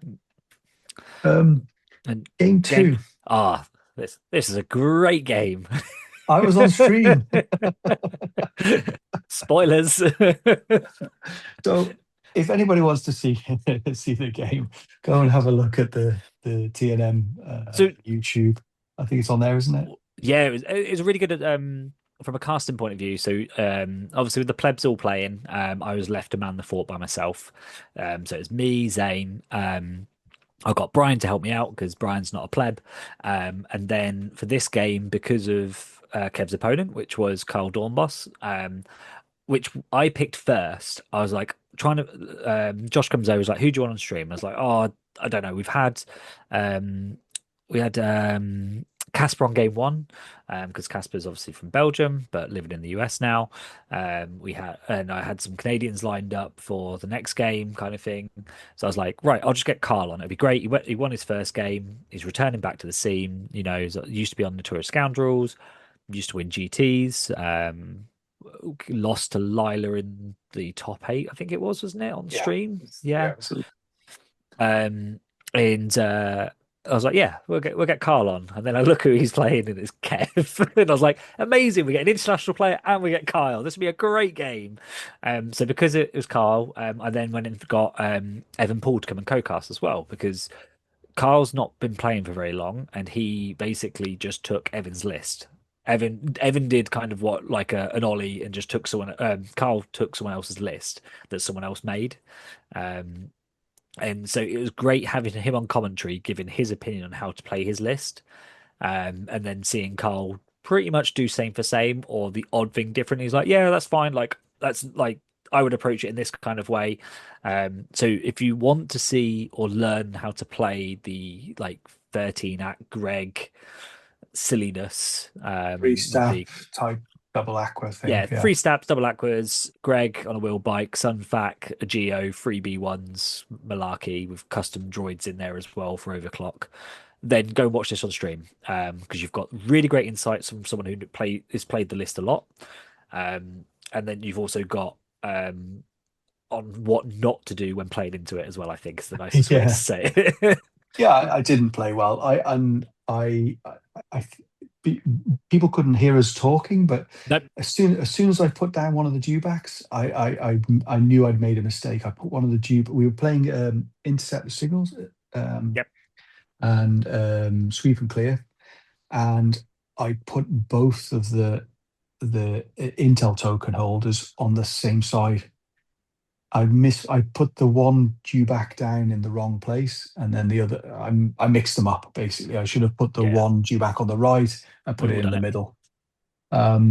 So to be honest, that didn't cost me the game. It just it played in my mind, and I was really angry, and I lost focus a little bit. But yeah, that list hits hard, and I hung Vader out a little bit, thinking he Yeah. was going to be safe, and he enabled him to just throw everything at it, get within range 2 to remove backup, and get Vader out of cover, and that really hurt me. Then I just had to rush Vader forward, and he died at the end of turn 2, and the game was over then. And I just, how can you say, I just tried to hang on in there and score as many points as I could. Yep. Which I I think did. that's a good description. Yep. We went to the end. He was trying to kill me. So it was a minor victory not to have him kill everything. You avoided a tabling, indeed. Yep. Yeah, and I still managed to kill a couple of his units. I still kept going and killed a You killed couple of his Greg. units. I got rid of Greg, and I think a B1 and something else. Yeah, I think that was pretty and the much G and the it. Geo. I think the naked Geo maybe. Um, but yeah, the left hand side of the table was a vast wasteland of nothingness. There was a so to intercept the signals, it was not a good place. Yeah, Um, it was an interesting stream table to play on. Because you had that massive like silo building, didn't yeah, it was you? a big silo thing in the Yeah. middle, But a then few carts here and there, but and not a then lot to the left. there was just a few of those little like doormat things, Yeah, small it's doormat area terrain brush that things. doesn't block line of sight. So it's kind of like half a silhouette high. It doesn't really matter, but it provides light cover, right? I'm assuming that's what you Yeah, guys would yeah, have it was light dictated. cover. Yeah, yeah, Yeah, it's people describe it as a doormat because I mean, it's made from a doormat, but it's meant to be like hay growing, like yes, crop yeah. fields. Because the table was themed after Andor Andor was season, it? Yeah, the yeah, Andor one season where two. they're harvesting in the fields Yeah, at the start. exactly. Yeah, Yeah, yeah, that's yeah, the one. yeah. I mean, it looks like it. It's just for my list against that list because his list is super mobile. He can choose when to engage me. I Hmm. need things to hide behind, and it didn't have anything really to hide behind. Yeah, Maybe if it was centered around the middle, there was some more to hide behind. But because it was intercept and I had to go out to the two sides, it just exposed me too much. And yeah, he chose to engage in turn two and put a lot of hurt onto well, I mean, Vader and the you engaged turn Dewbacks. one, like you both. Yeah, yeah, yeah. Yeah. But there was just too much, and I ended up losing heavily. And I totally blame you and the stream for it. We'll make sure not to have you on stream next year. No, Like, I'm fine. I need to break that duck, don't I? I need to break that duck. Put me on where when I'm already look, already 2-0 or something, or through, or already knocked out. yeah. If you're knocked out, we don't care about you by that point on stream. Well, yeah, true, I guess. And then So game three. Come on, game you're three, I bringing it still had home. a chance. Yeah, I was playing a guy called Andrew B. I'm sorry, I don't know his last name, but really nice guy. We had a to be honest, after the drubbing that I'd just taken, I was pretty much just wanted an easier game. And we were playing bunker assault, mark targets. Um, it went down to the wire. Ultimately, on the right hand side of my um, of my table, there was an imperial bunker, like the official imperial bunker, Hmm. and I just hit a bunch of snows behind that, and we were jumping up, jumping down, steady shot. Um, Yeah. he put aquas, all three of his stats, and he didn't have wheelie bite Greg. He just had three stats, two aquas, and a bunch of geos. He Okay. did the same to me on the left. He had an imperial bunker on my left, his right, almost the mirror, and I rushed Vader forward on that side, got him stuck in to the aquas. I got rid of the aquas, and then he just flooded me with geos. And then we had a good fight on the right. It was neck and neck. Then I made a big mistake. I had a Dewback and Vader on his point. He had 2 units. Um, he had two more geos to go, if I remember rightly, and they were on top of the bunker. So I didn't think I was going to win that point. So what I thought I would do is instead of force choking a single geo that was engaged with Vader, I force choked a geo from one of the units that was yet to go to try and lessen the shot onto the dewback. Right. He then triple moves that geo out onto my bunker, which ties my bunker, which then shifted it. I lost by 1 point. If I'd have choked that geo, it might have still moved one of the other geos, but it would have shifted the dynamic. There was one less unit, and it in the end, all I could do was in the next round try. No, in that round, I tried to punch it, didn't kill it. Hmm. Tried to punch it again with the snows, still didn't kill it. Um, I think I eventually killed it. But by then it had already done the damage in tying up my home bunker point. Like one mistake. Um, and it's one of these ones, it might have shifted it, not guaranteed, but Yeah, it was a mistake. I should have killed the unit of the Geo, because it would have meant that he needed to keep more back on his back point. It, that one unit wouldn't have been sitting on my bunker, yeah. engaged with a snow, that was sitting there, guarding that bunker that had already gone. So yeah, I think, More mistake. yes, a small mistake. Also, I mean, he had one stab with one wound, which was a marked target as well, which he ran off with. And then yeah, if I could have got one extra wound through there, so it was small margins. Yeah. Good game. We had a great laugh. To be honest, by then I was so tired and fatigued, that and I was already down to play in the Saturday competitive, so I was really neither really there. You didn't even come out for dinner. I'll be there in a bit, guys. And Was that on the I think that was Saturday? Saturday. That was Saturday. No, that was Friday No, that night. was the no, it was the Saturday, wasn't it? Oh no, Saturday you didn't join us. Yeah, you was Yeah, I like, oh, I just didn't put my join the head down by Saturday. accident. The Friday, I kept on chasing everybody to say, "Oh, where do you go? Where do you go?" And nobody got back to me. And then the Yeah. Saturday, I fell asleep.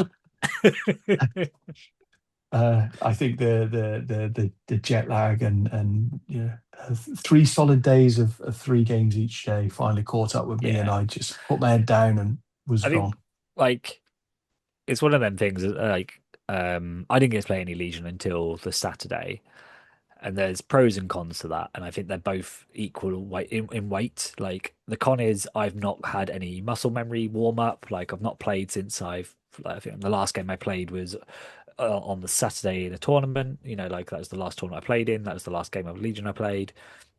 So by the time I've played, it's been a whole week. So you've obviously got all your muscle memory that you build up Yeah, from Legion over the years, but it's your list muscle memory. Sometimes there's them little things that just by playing it once a week, you kind of keep yourself buzzed up on like a constant top up, right? yeah. But then at the same time, like, so that's the downside that I'm not got that. But then on the upside, my mental fatigue and like, I think, You're fresher, I think. Yeah, yeah, and that's like, so it's hard to explain to people because if I go and play 3 games of Legion or 3 or 4 games in a day, I'm mentally drained. Like, especially if they're high top end games, they're more. If it's just free casual, like you literally are playing for funsies, then you roll in dice, you don't care, and it's less stressful. I find. Um, but then obviously when you're trying and compete and trying to win, I do find that that's more taxing, more knackering. And as you say, like if this is your second day or Saturday was your third day of playing 3 games a yeah. It day, was my ninth game. yeah, like technically 9 games is the number you need to win to be to be the world champion. Yeah. Like so you've just done the same stint as the person who like as Justin's done over 3 days. Actually, yeah, this was my sixth game. Sorry, yeah, my sixth, but But by not Saturday this night Saturday. when Yeah, you're this Saturday. knackered Yeah, is what I'm she getting. Yeah, ninth. but I Yeah, mean, yeah. there's pros and cons to it. I definitely felt for me, I felt nervous going into my first game on Saturday, but like as I say, I think there's definitely pros and cons to not playing anything and then also Mm. being like yourself, having lots of games and then making a mistake, like tired, fatigue mistakes because of it. It was very close in the end. We Yeah. we ended up 12-11. He won Oh, 12-11, and kill points 5-10. He had to 4-9-6. So oh, both very, very close. If I'd have got that one stat, we'd have been 12-12, and I'd have been ahead on kill kill points. points. So it was tiny Real. margins, but Yeah. we had a great game. Good. We had a good laugh about it. And to be honest, I didn't feel very bad because I was playing in the Saturday competitive anyway. So Yeah. I was like, yeah, okay. You've still got stuff to do. Yeah, exactly. All right. So going into the top 64 then. Do you want to do did you play all 4 games, Dave? Yeah, Yeah. Oh. All right, we'll do a bit of back and didn't need forth. to, but I did. All right, we'll do a bit of a round robin then, for the Saturday because you also played competitive side event as well, Kev. I did, yes. Yeah. All right. So I'll go for my game one. So I played Johan Sender, who is Canadian, and he was running a separatist list, and it was double AAT, and I was so excited and so annoyed at the same time facing this because I love double AAT, so I know how strong it can be, and then also I think it can do quite well into Ewoks. So, and I've not played into it, so I was like, okay, we'll see how this goes. He was also running double spiders with flamethrower, which I did not like the look of, because behind all of that he had 5B1s, one with a PK worker droid, which aren't the scary things, but he does have two super tactical droids, one as the operative, which had slice com, seek and destroy, like the gun, the scale. So he had steady as well.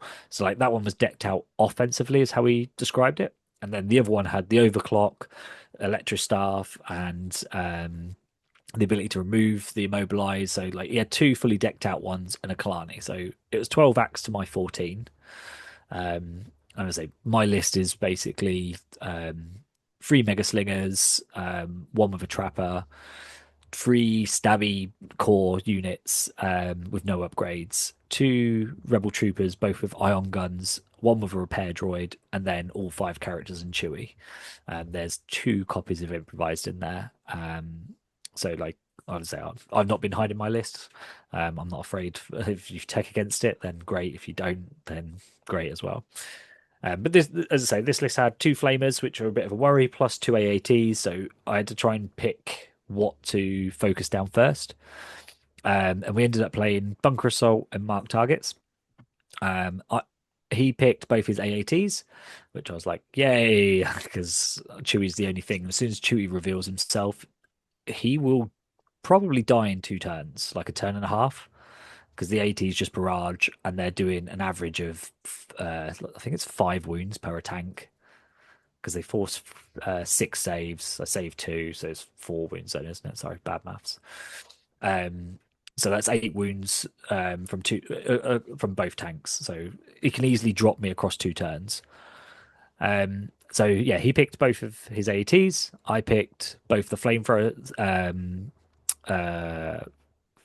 They're not snails, spiders. Because I was like, they need to die as well because of my mega squads. So it was all armor on his side, and then he picked what was it? He picked 2 of my slinger squads so he could flamethrower, and then I picked C3PO and low grey as the usual mark targets. And I his red defense dice weren't very nice when it came to the AATs. Chewie took turn 1. I walked onto the board, didn't shoot. I just walked onto the board, hid Leia behind it, ready to line up like Leia and Chewie's 2-pip to kind of try and kill an AAT. But that wasn't going to be till turn 3, because turn 2, I lined up the slingers. That's their relentless card. For the tribe. Yeah. So I triple moved on with the slingers, hid them behind line of sight blocking, so that there was no shots from his tanks, or the only shots he could get on the tanks was killing like 1 or 2 Ewoks per shot.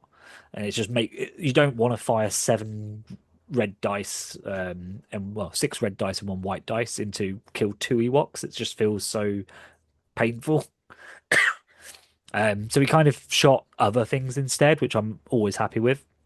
Turn 2, lined up for the tribe, played ordnance as well, so it was going to hit both of his tanks. And I waited till as late as possible with Chewie as well, because you can just improvise until he goes dead last. His tanks went. Chewie did, what did he do? He did like 4 wounds to one of the tanks. And then my 2 Ion squads also did, they did 3 wounds. Yeah, 3 wounds. So that left the tank on 2 health. The other tank, my last activation was a slinger squad. He'd moved on with the tank, shot the high velocity missiles, and then turn 2, he decided to move and shoot again, which made no sense to me. Because if he barrages, he could have shot it at Chewie as well, because it was the timing window for him. But he just chose to move and shoot, which meant he only got to fire 4 red. and he shot some slingers. He killed 2, I think, in the end, and I was like, okay. So then 8 slingers that were left. No, it was 11, 9, sorry, because it was the big squad he did it on with the trapper. I moved them and I threw all the rocks at the tank, which is armor 5, which was then free. I got 3 through after armor because I missed with 1, and he blanks out on 3. So that's 3 wounds on that tank. I've done 7 wounds to the other tank. Ordnance goes off, does 1 wound. So it leaves 1 tank on 1 health, 1 on the other, and then I did log traps. That did another 3 wounds to the tank that they'd also shot. So I had 1 tank on 2 health and 1 tank on 1 health at the start of turn 3. First activation, I go fishing out the bag was Han, because the way he'd moved that second tank earlier on turn 2, it exposed his rear to Han with a double move. So Han just double moved up, shot the first tank in the rear with impact 2, pierce 2, kills it, goes to shoot the other tank and rolls a crit, pierce 1, finishes that off on 1 health as well. So he just, Han alone just cleared off like 300 points off the table. And like I felt bad for the guy because I think we worked out of the 18 wounds that I'd done across both them tanks, he'd made like 4 saves on top of it. Like it was just so, his red saves were so bad. In retaliation, he got to 1-shot a unit of slingers with his flamethrower, and I was like, "Yeah, that's not a problem." And from that point on, it was just I flooded the left-hand side, I ignored the right-hand side, and just secured my own ones on the bunker assault. And then turn 3, I blew his bunker up. Yeah, for turn 3, I blew his bunker up, and the game pretty much ended there. So it ended 13-5 to me, with 522 kill points.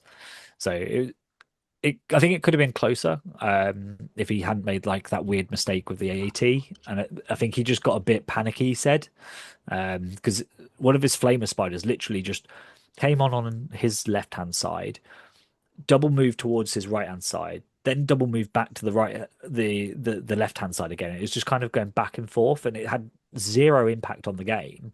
And one of his scariest units for me as an Ewok player, it just did nothing, which I'm really happy about.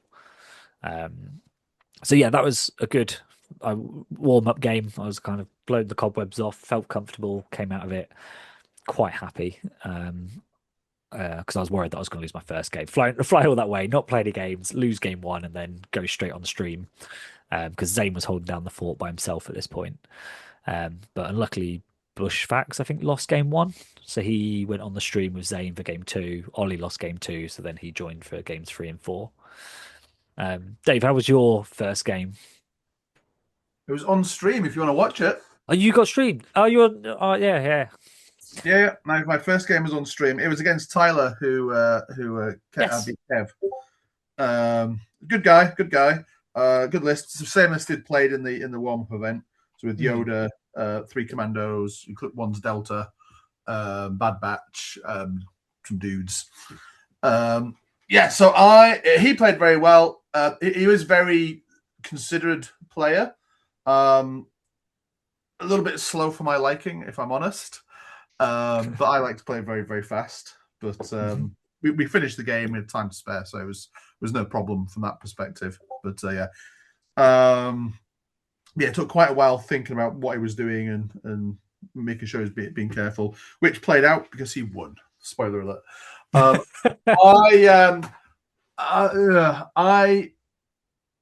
I didn't. Well, I made some big mistakes turn 1, effectively. Not big mistakes. You wouldn't see it was a mistake immediately, but it was. The biggest one was my Dark Troopers. So it's close the pocket supply run. Dark Troopers are really, really good on supply run. But on close the pocket, they have to walk towards the middle. Because I've got Vader, Din, and the Snows who can comfortably get to the middle turn 2, which often is enough to do reasonably well in the middle. But by turn 3, you need the Dark Troopers to turn up to make sure you're winning that fight in the middle. And I didn't. Because he had Yoda with push, which I know is very, very good on supply run because you kind of push people off and stop them scoring. But my Dark Troopers can take that and then just walk back on it again, because that's the way Dark Troopers work with the double activation. But for whatever reason, I forgot that in the heat of battle, and so they picked up the boxes and walked to my right side to secure that point. And the problem was that's where the Shores had set themselves up as well, because that's always their job, is to secure the back point. So I had the Shores, the Mortar, and 2 Dark Troopers on the right point. And the only wounds those guys ever lost was to deflect when they shot Yoda.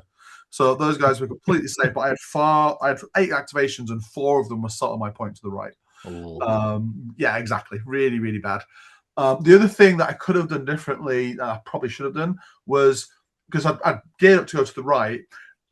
Din can go for the help in the middle, but I also had the opportunity to send him to the left to basically threaten his back point, for want of a better word. That would really distract his army, 1, from coming to the center, and 2, have to put quite a lot of resources to defend from Din. I was planning to do that, and then he did a really good play with his Delta squad, where he infiltrated, moved up, and cohered forward, and then did an overwatch.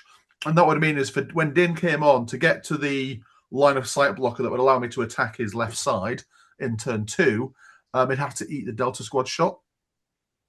Right. And I was worried, it would have been 8 black, which not ideal because you do a couple of wounds. But also, I was then worried he'd play Yoda's 2-pip turn 2, which would give them the movement to double move around the corner and then shoot Din again. And so I didn't really fancy Din taking 16 black before I get to do anything. Maybe I should have done it to distract Delta Squad from doing other things, but and just try and weather that storm. But given his saves have been so bad on the first day, I decided not to risk it. So that was an opportunity that I could have done. It wasn't a misplay, but it was a different option I could have taken. The Dark Troopers was a definite misplay, and that played out because the middle ended up in an absolute brawl in the middle. There was just everybody was in melee by turn 2, and it's turn 3. It was just a brawl. Basically, and he had more units in the middle than I did.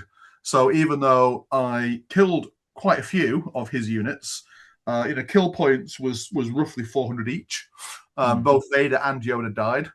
It was a bit of a brawl in the middle, but he was just scoring the middle every turn because he had too many people there. Did you get all 5 turns then? You said you felt the game played slightly slow. Yeah, I'm trying to remember. Yes, we did. It was 5 turns. We played 5 turns. Okay, so the fact that you obviously felt like the game was played slow, you still got all 5 turns in.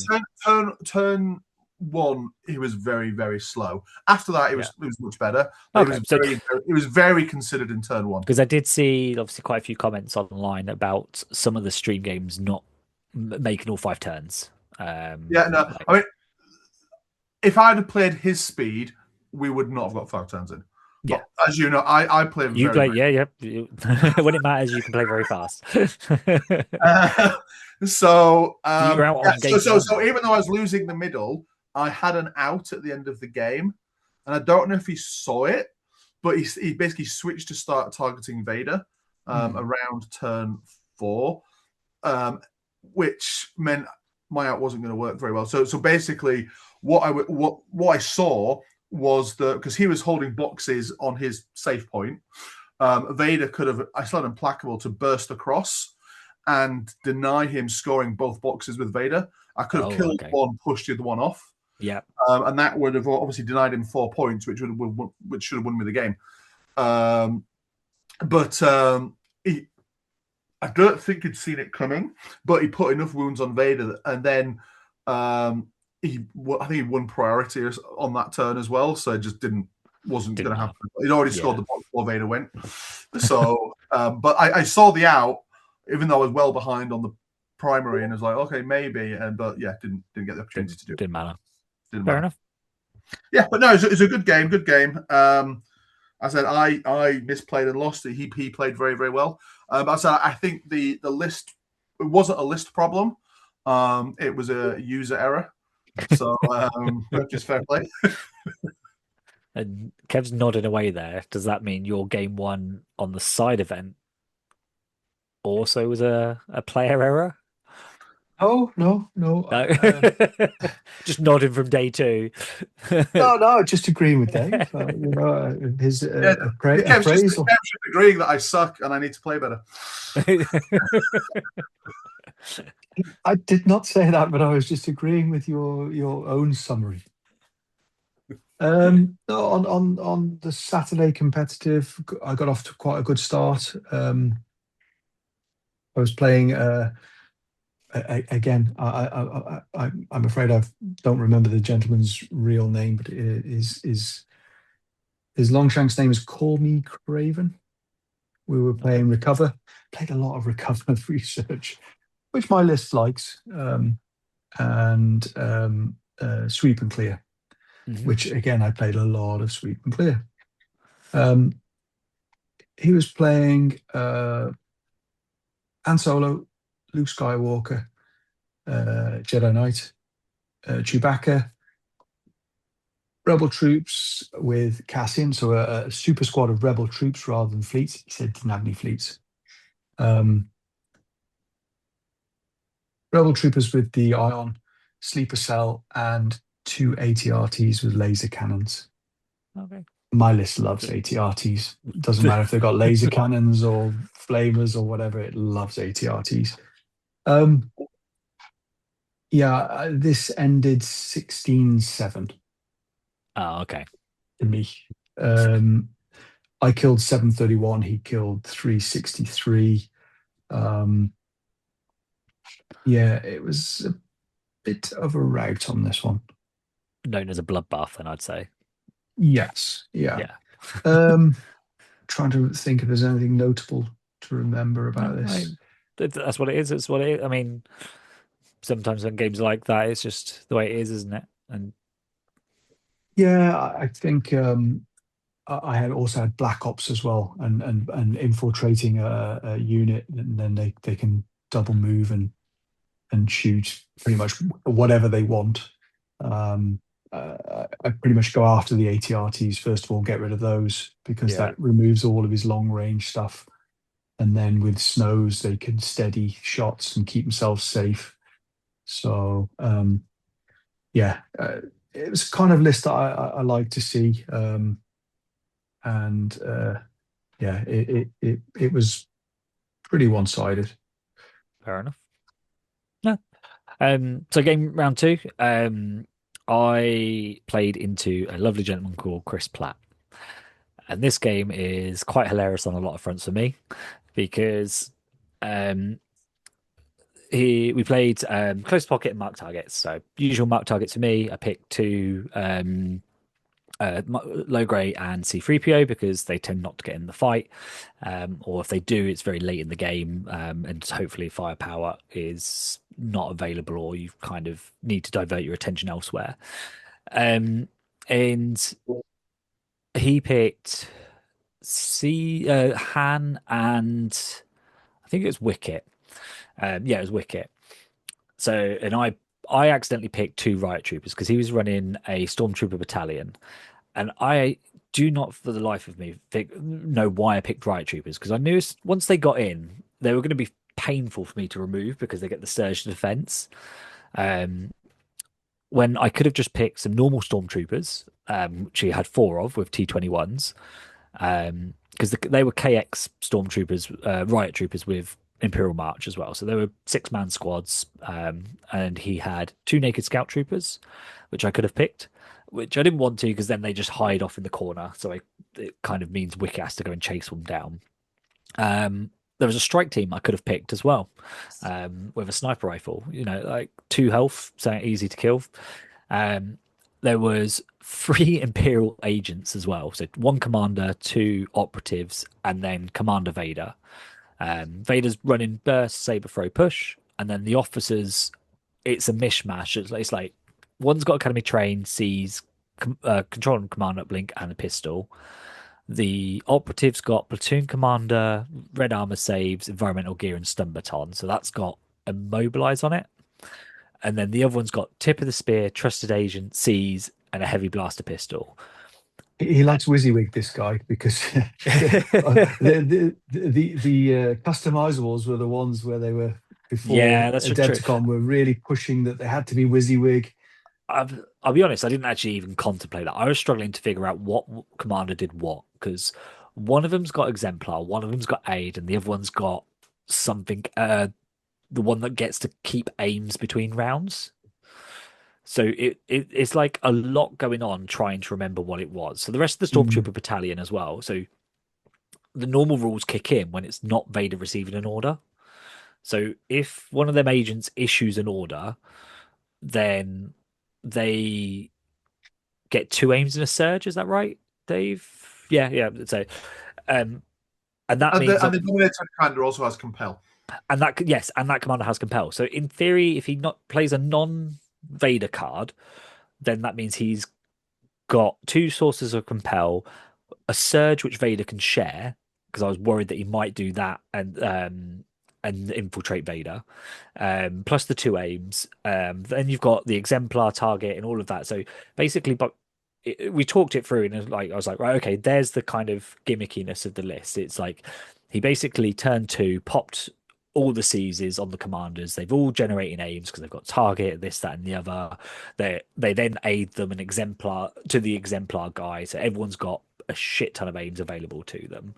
Um, but he in turn 2, I play close the pocket. I line up to all flood the middle, and then I'll play for the tribe turn 2, ready so I can move onto the point and shoot you at the same time. And most opponents can only double move onto the point if they want to contest me. And he was like, I just need to run to the toilet. So he runs off to the toilet. Louisa comes over. She's like, how's it going? I'm like, yeah, it's going great. I'm going to score the left hand side. I'm going to score the right hand side. And depending on what Vader does, if he goes to the middle like I'm expecting him to, he's going to force push one off. I'm going to pile on with 2 mega slingers and throw 20 dice at Vader. I'm going to be in a great spot because depending on how many wounds he takes, I can log trap him. Or if he's live loads, then we can go for a 1 pip off on the immobilized cards. I'm like, I feel fantastic. This is going to be amazing. And Vader doesn't go for the middle; he goes off to the left hand side. And I'm like, oh, okay, well, I win the middle, I win the left, I win the right. Okay, well, I still feel in a great spot. You know, it's 4-0 up on close the pocket. And then turn 3 rolls around, and Vader plays implacable, and he activates first, moves on to the point, goes from the bag again, and he killed some normal Ewoks, I think it was. He killed something, and then dragged Wicket into melee with him. And I was like, okay. Wicket kind of didn't do anything. I think he attacked Vader and just because he was on the POI. And then Vader got his second implacable, and he just took a standby. And I was like, oh, that's fucking amazing. Vader's basically wasted implacable.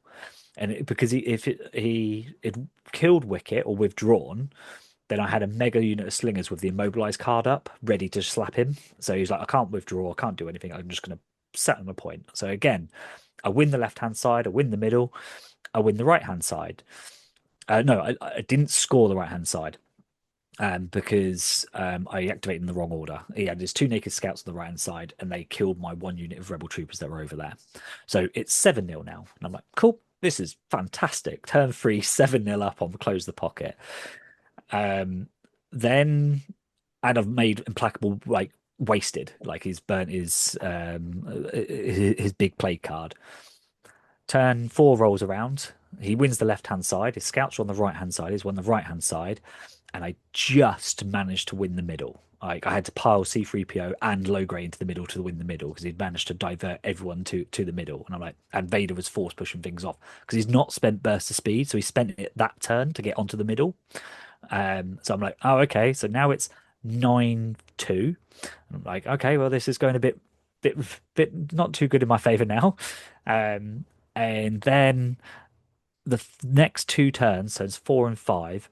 I scored 1 VP for killing a riot trooper that was stuck in melee forever, and it annoyed. And at this point, I regretted picking the riot troopers. But at the same time as me only scoring that 1 VP, he was scoring all 4 points each turn. So he managed to claw it all the way back to the point where because he then also killed Logray. He killed C3PO to catch up on the targets as well. And I was like, oh, I had to pause partway through turn, like towards the end of turn 4, beginning turn 5, mathing it out. And I was like, have I fucked this up so badly and thrown it away? Like I got too cocky and overconfident, and I was like, okay, so I do stay ahead. because I can't equal because he's miles ahead on kill points. I've lost Chewie as well at this point. Vader's like he's been T21 to death, and basically it came down to that he activated Vader wrong on the last turn because he didn't activate him first. He was waiting to kind of hold off, and by not activating him first, it meant I managed to load up a dodge onto Han, and Vader couldn't kill him because he only rolls 6 dice. Han's got 6 health. Because he needed to kill Han, who was my last marked target alive, for him to equal VPs and then win on kill points. But he let me go first. I went with Leia, dished out dodge tokens to hit Han and her. I was like, that's it. I can concede all the VPs as long as Han lived. I won. And Han was stuck in melee, so he had to force pull him out into Vader, who was immobilized. So it was very, very hairy. And for being 7-0 up on turn 3 to then go to win only 10-9, I fucked that up hard. That's a crazy game. Yeah, it was absolutely. And me and Chris, we were talking loads afterwards, and then we went out drinking, and we were talking loads. And I was just like, I can't believe I fucked that up so badly. Like, I'm miles ahead. I've made like he's not made any bad decisions either. Like, it was just the way it played out. I've clawed ahead, and I was expecting him to be like, do you want to just call it 7-0 up? You know, how many games do you manage to claw back so it's actually within one play mistake? And we mapped out if he had we rolled the dice for it just because you can. I was like, roll your Vader attack.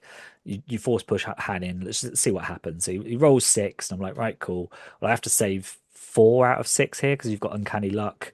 So I rolled the 6. I saved 4 on the first roll, do the re-roll, saved another one. So I was like, well, there you go. You know, the dice even help you. If you don't have to feel bad that you made that mistake, the dice, I saved 5 out of 6 on the hand anyway. So, yeah, that was a really, really good game. And finishing, as say, 10-9, absolutely crazy result for that. Dave, how did you get on with your game too? It was a weird game. So I played similar to Ollie's. It was Moff Gideon and Krennic with 2 super shores, but rather than Vader, he had more guns. So it was pure range 4 standby gun line. And yeah, so yeah, the 2 super shores, 2 mortars, 2 e-webs, 2 dark troopers, the 2 characters. Oh, and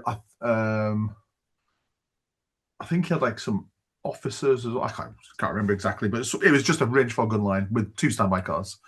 And we played Breakthrough, which wasn't my idea, but that's what we ended up with. Breakthrough and Destroy Enemy Base. But because of the way his list was designed, just this pure gun line, and there was some reasonable line of sight blockers on the table between like the breakthrough point, near the breakthrough points. So I hid. And I hid. And I hid. And he realized what was happening because he couldn't, if he came towards me, I would just counter punch and too hard and wreck him. And he could see that I was just playing for a turn 5 implacable on Vader, just run off cross, score the breakthrough, win the game. So he tried to do a couple of things. Kind of, it was very, cagey, but nothing at all happened for 3 turns. Like really nothing. Really? It was just hiding and positioning a little bit. He moved Moff Gideon up to threaten one of my breakthrough points on the left side. So I based him with the snow troopers and immobilized him. So I just stay there forever. That's fine. Well, you can't score. You can't get to my point. I was kind of getting bored by this point, as you know. So I had a clear path to victory. I got a bit bored, as happens in these situations. So I ended up immobilizing Moff Gideon again and then walking away with my snowtroopers. Okay. Which meant he was immobilized and couldn't move, and Din was quite near, and the bounty was Moff Gideon. So Din jumped in to claim the bounty, and once I'd scored that point, I didn't even have to implacable Vader. I was just, unless he rushed me, in which case he'd get shredded. So I did that, and because I was jumping over this rock, I wasn't thinking too much about where I was placing Din. I just put him in base. I didn't kill Moff Gideon, but where I'd put him was just close enough to some dark troopers for them to move and punch Din in the face. And as happened the rest of the weekend, a single punch from the dark troopers killed Din. So despite the fact he was feeling good about it, so I think he had a dodge as well. At this point, he had a dodge and 5 wounds, and the Dark Troopers just punched him to death. Like 6 hits, then blanked yet again. I mean, that's not plot armor.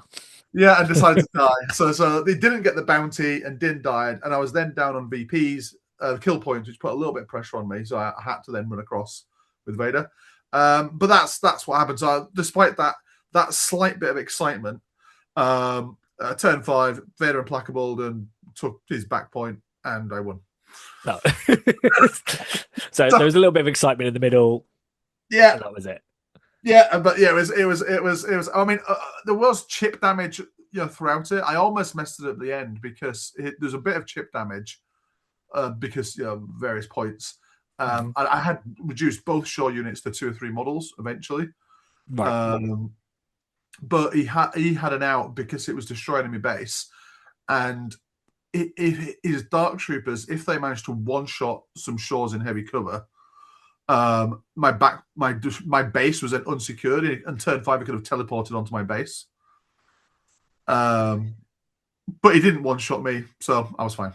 That was it. Yeah, it was a very, very, very odd game because we both could see at turn 1, we both saw exactly how the game was going to play out, and he didn't feel he could do anything about it. So he was just basically waiting for me to make a mistake, which I tried hard to make some mistakes, but I didn't. Tried to throw the game. Yeah, exactly. But I mean, I guess at that point, like, you're just playing because obviously you both lost round 1. You're playing at this point for pride, right? Yeah, just a bit of funsies. Yeah, a bit of funsies, and it was a bit of a weird game because he's like, oh no, I can't. Because at the start of the game, I ranged threated his whole army, and as soon as I did that, it was like, oh, I can see how this is going to go.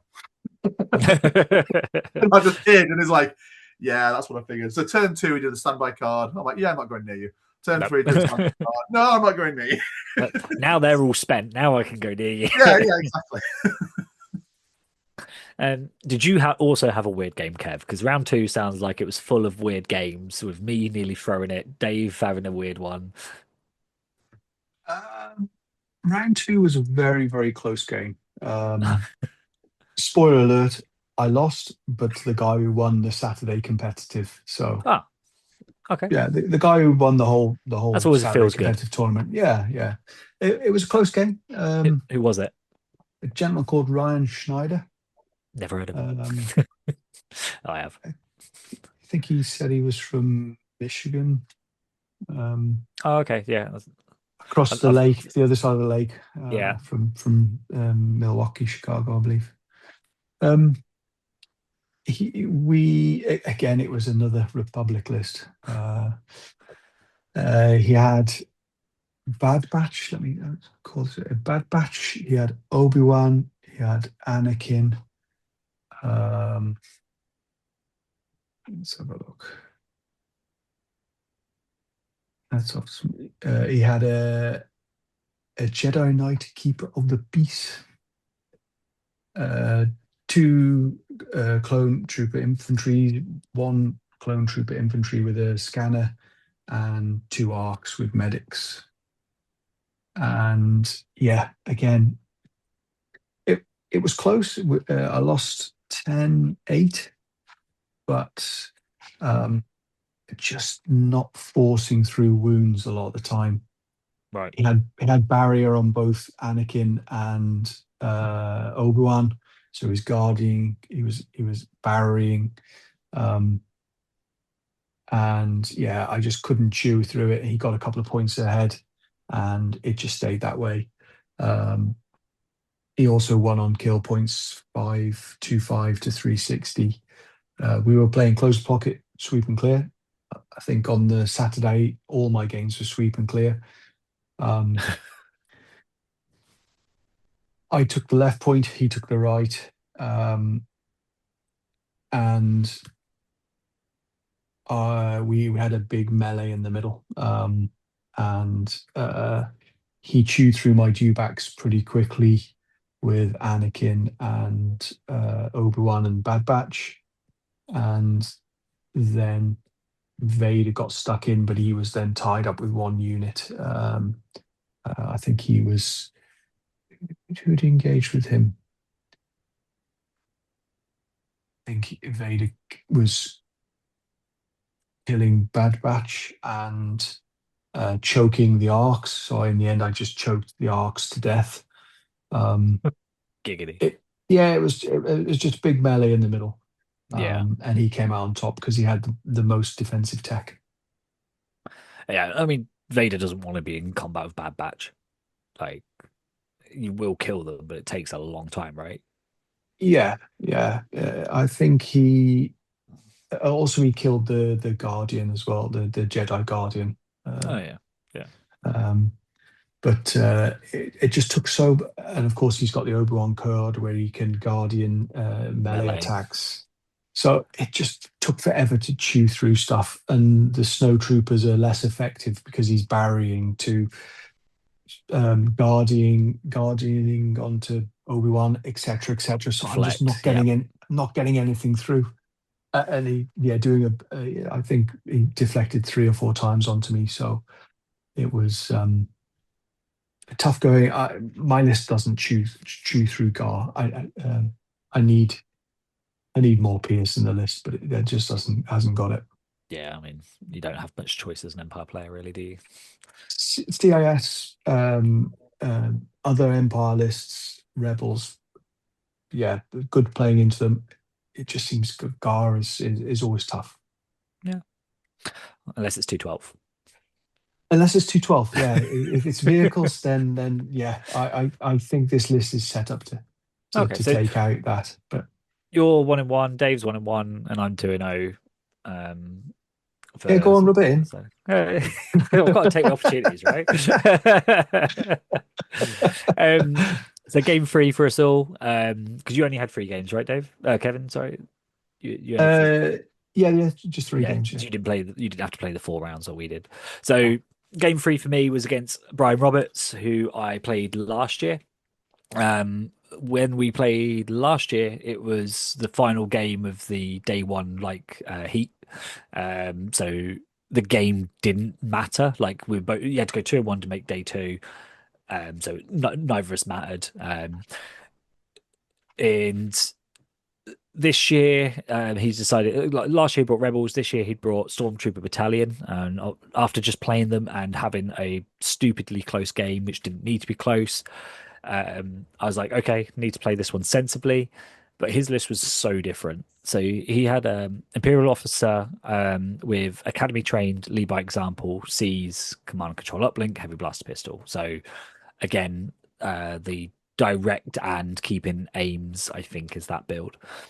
Then you've got the Imperial agent with tip of the spear, trusted agent, sees initiative and heavy blast pistol again, but that's the exemplar dude. And then he had a stormtrooper T21. Then he had a mega squad of T21s with recon intel and Imperial March, a riot squad with Callus, KX droids, Imperial March and environmental gear, and then 2 more mega squads of T21s but with target and scopes, a DLT stormtrooper, a HH12 stormtrooper with an extra dude, 2 naked scouts, and a LAT with the speed free pilot and HQ uplink and armor piercing missiles. He put Callus in the LAT, and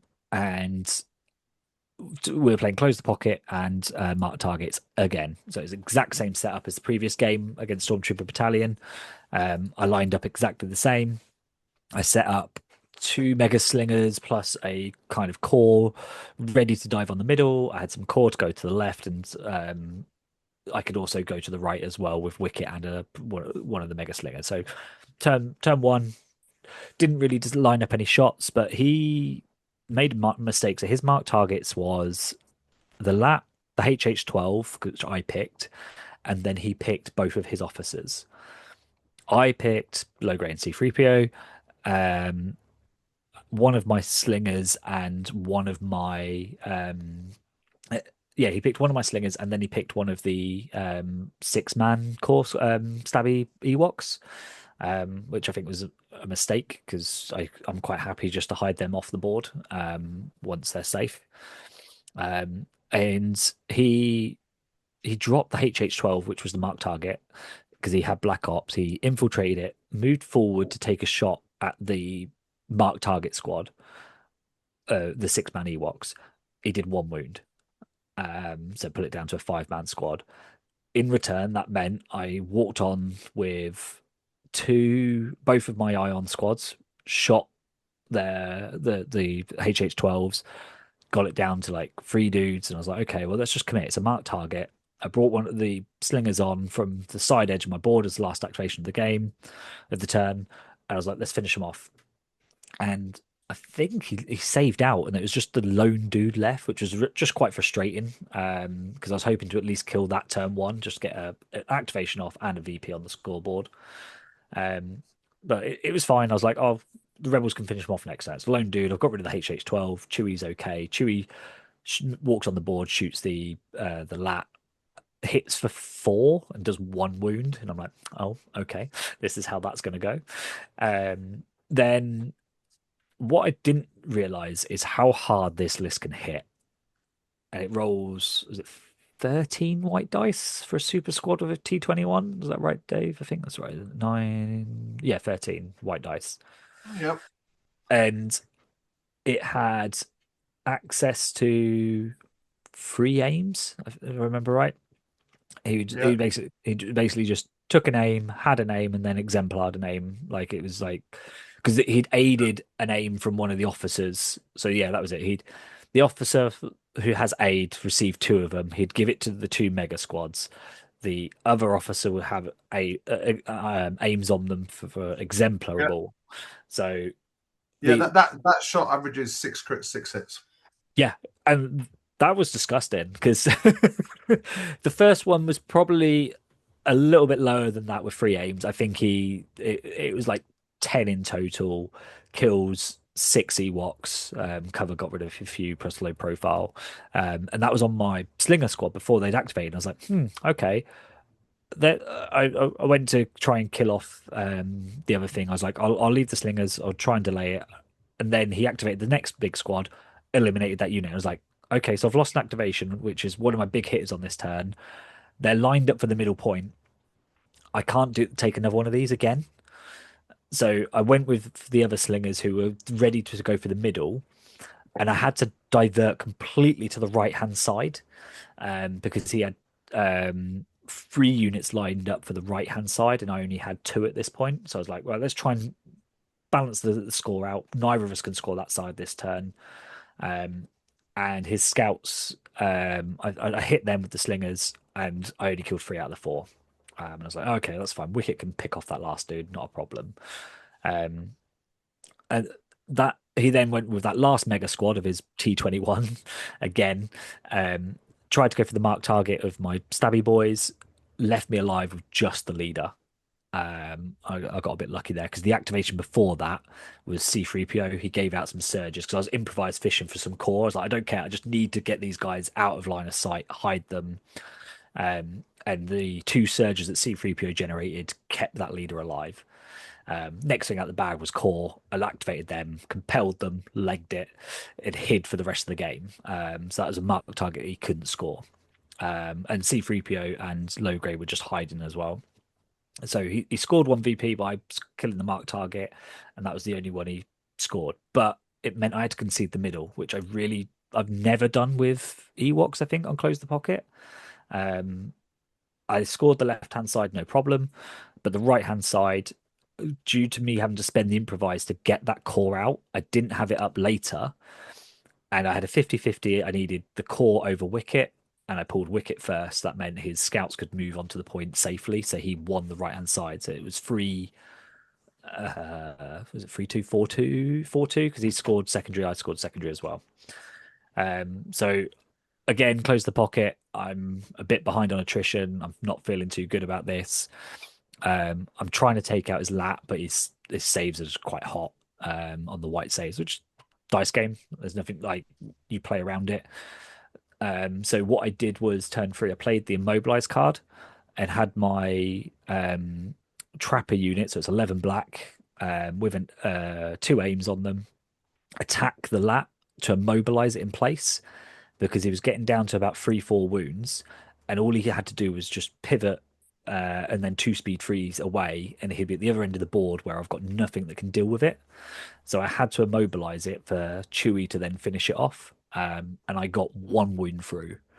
So it's like I think I scored 9 hits. He dodged one from an exemplar, and then it rolls the cover save because I don't get any crits. It's all hits. And it went through for like I think 2 went through after the cover saves, and he failed one of them. And I was like, "Thank fuck, that's all I care about." You're immobilized 11, and then Chewie managed to finish off the that turn, which was a marked target, which was that was my way through. I was just constantly like, right, where are all his marked targets? Okay, I've killed the HH-12, I've killed the lat. The next 2 was the 2 officers. So turn 4, Leia lines up the attack with Chewie, and I try to double tap the officer, and he just lives. Like he takes a shot from Leia with Chewie's gun, and I think he lived on, what was it, 1 or 2 health, I think it was. And then he legged it behind a line of sight blocker so Chewie couldn't shoot him. So then Chewie shoots the other officer with a full boat of 9 dice in the open. And again, he's down to like he saves out living on 2 health. So both of the officers that are marked targets, they're only white saves, and they're just living through everything I'm throwing at them. I managed to win the right hand side eventually, and so I'm scoring 2, he's scoring 2. The marked targets is what's basically keeping me catching up onto the middle point. And then on the final turn, Han manages to double move, kill one of the marked targets, and then the other marked target I got with a slinger shot as well. I didn't manage to win the middle. There was I mapped it out as like I think I can get the middle with everyone, but it was a bit risky. There was a few like he would get to aim shoot at me while I was charging in on him. But by getting both marked targets, I won 10-9. If I'd only got one of them, I was ahead on kill points, luckily. So again, it's like Stormtrooper Battalion's just got so much health and can kick out a huge amount. There's the Ewok player. Yeah, I know. But mine's white saves. His is red. No, yours is low profile white saves. Thank you very much. Yeah. It's the low profile that makes them durable. That's why I don't like Geos, because they just completely get round your low profile. But yeah, it was an amazing game with Brian. Turn 4, I weren't too sure if we were going to get turn 5, and I needed that turn 5 because I was like 3 VP behind at that point. With an aim that with turn 5 I could get the 3 VP to catch up, and I did. But we rushed turn 4, got there to turn 5, slowed back down. Turns out we actually had loads of time left, so there wasn't an issue really at all. But yeah, 490 kill points to me, 352 for him, 10-9. A stupidly close game again, which is not fun. But for game 3 for you, Dave, how did you get on? Good. I played Casper with his droid list. It was pretty. So he had a Sarge and Kalani and an AAT and some Aquas and some Droidicas and Sunfac and Geos and B1s, and it's kind of just a bit of a droid soup kind of bit of everything. And my list basically did exactly what it was designed to do this game, which is nice when that happens.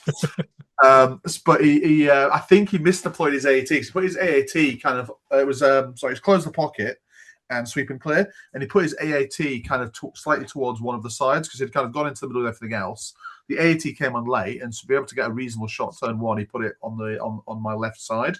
But because I had Dark Troopers, my snows were still to go, so my snows could come on from the side, and they actually had the AAT at range 2. Oh, so it was a bigger shot. So I got the callus shot turn 1, which was a lot of dice with impact 1, critical 1, and ion. Did a couple of wounds to it. It was no biggie, that's fine. But it meant that then turn 2, I could go over them first and get into range 1 with the impact grenades. And that's when so at that point it was double ironed and broken. It wasn't quite. He had 2 wounds left. It was double ironed and broken. He managed to roll off the break, so he did actually get one more shot before Vader Saber throwed it. No. But yeah, so it died pretty quickly. And in the middle, just kind of again, I did the correct thing this time and closed the pocket. And my dark troopers just walked straight towards the middle. Learn The from the other thing I've mistake. done is, yeah, there was one. So the close the pocket in the middle was on a hill, so it was like a big hill in the middle of the board on the terrain. They did block line of sight shooting across it, so it was very cinematic, where everybody basically run up to the hill and got shot off. It was quite kind of cool. But because there's this hill and line of sight blocker, Din was the only model I put on the right side, and he would be able to place halfway between the middle and his right side, but able to challenge both. Yeah. So reasonably close to both of them on turn one. Then turn two, I did New Ways, and he was just set up to be flexible. So he because if Din was there, he had to put several droid units onto his side point, which then Din could go into the middle. So Din jumped in and just one shot some droidicas, because why wouldn't you? It's Din. Yeah, why not? And which meant the middle was tied up until the Dark Troopers arrived turn three, and it just rolled from there. My Snows arrived a bit later, and in 2 shots wiped out the Aquadroids who had been ignoring. Okay. So yeah, Iron Snow was pretty. With the big Snows, they had a stellar game that game. Oh, and then after killing the droidicas, then ran off and got the bounty on Kalani. So because everything worked well is the best way I can explain it. So everything did what it is designed to do, like you said. It was designed to do. Things were going well. It was a comfortable win in the end, and it was quite interesting because at the start, Casper clearly, my list is a little bit unusual as my lists tend to be. He didn't really know what to do about it. Yeah, so it wasn't clear what it was going to do. And then when he did it, it was like, oh right, yeah. Oh, too late. Yeah, when it was like, oh, this shot is impact 5, critical 1. Just 15 dice. Like, So a nice, easy third game. Like, yeah, it was. I wouldn't say comparison. it was easy, but relatively comfortable. Yeah, when it all just flows. Things were working. Yeah. Yeah. Oh, he had Grievous. He had Grievous. It was Grievous and Sarge as well. Yeah, Grievous on foot, isn't it? He had. Yeah, it was Grievous on the foot. Yeah. Yeah. So Casper was on stream. And they ended up with a bit of a fight in the middle, but the Dark Troopers invaded were there, and they were fine. They'll deal with that. Yeah. Yeah. So your last game of the day, Kev, because you only had 3 games. How was that? Gar again, I'm afraid. This time I won. Oh. Finally, I broke the Gar duck. Against a gentleman called Ethan Philippek. Again, it was close the pocket, sweep and clear, but this time I deployed everything on the right. Mm-hmm. He deployed a couple of things on the right. One of those being thing my list loves to see in front of me, which was an ATRT. I'll quickly go through his list. Actually, thinking about it, he had Yoda, Anakin, Padme, naked clone trooper with 5s, a super squad, impact grenades, 2 marksmen, an arc with a clone medic, and 3 naked ATRTs. He deployed a clone unit and an ATRT directly opposite me. I could get it, and he double moved it on. So he brought it right to me. So I just double moved on with the Snows and just wiped it on turn 1. He then saw the error. Well, he then deployed everything the other side. The problem is his marksman, he deployed right in quite far back, not even on the corner of his, because he was scared I was going to start deploying on that side as well. But I'd already committed to deploy everything on the right and leave the left deployment zone empty. So I immediately got rid of one of his units with the ATRT. His 1 clone infantry was isolated. His 2 marksmen were too far back to actually have any influence at all. And so he then was rushing Yoda and Anakin up. I think I killed the ATRT. he ran the clones away. I had a lot of shots on one of his super squads. I think I got half of one of his super squads down. He then rushed me with Anakin. I withdrew from Anakin and killed Anakin. It was a bloodbath. I eventually ended up killing Yoda and pretty much everything else apart from the 2 marksmen. Oh, blimey.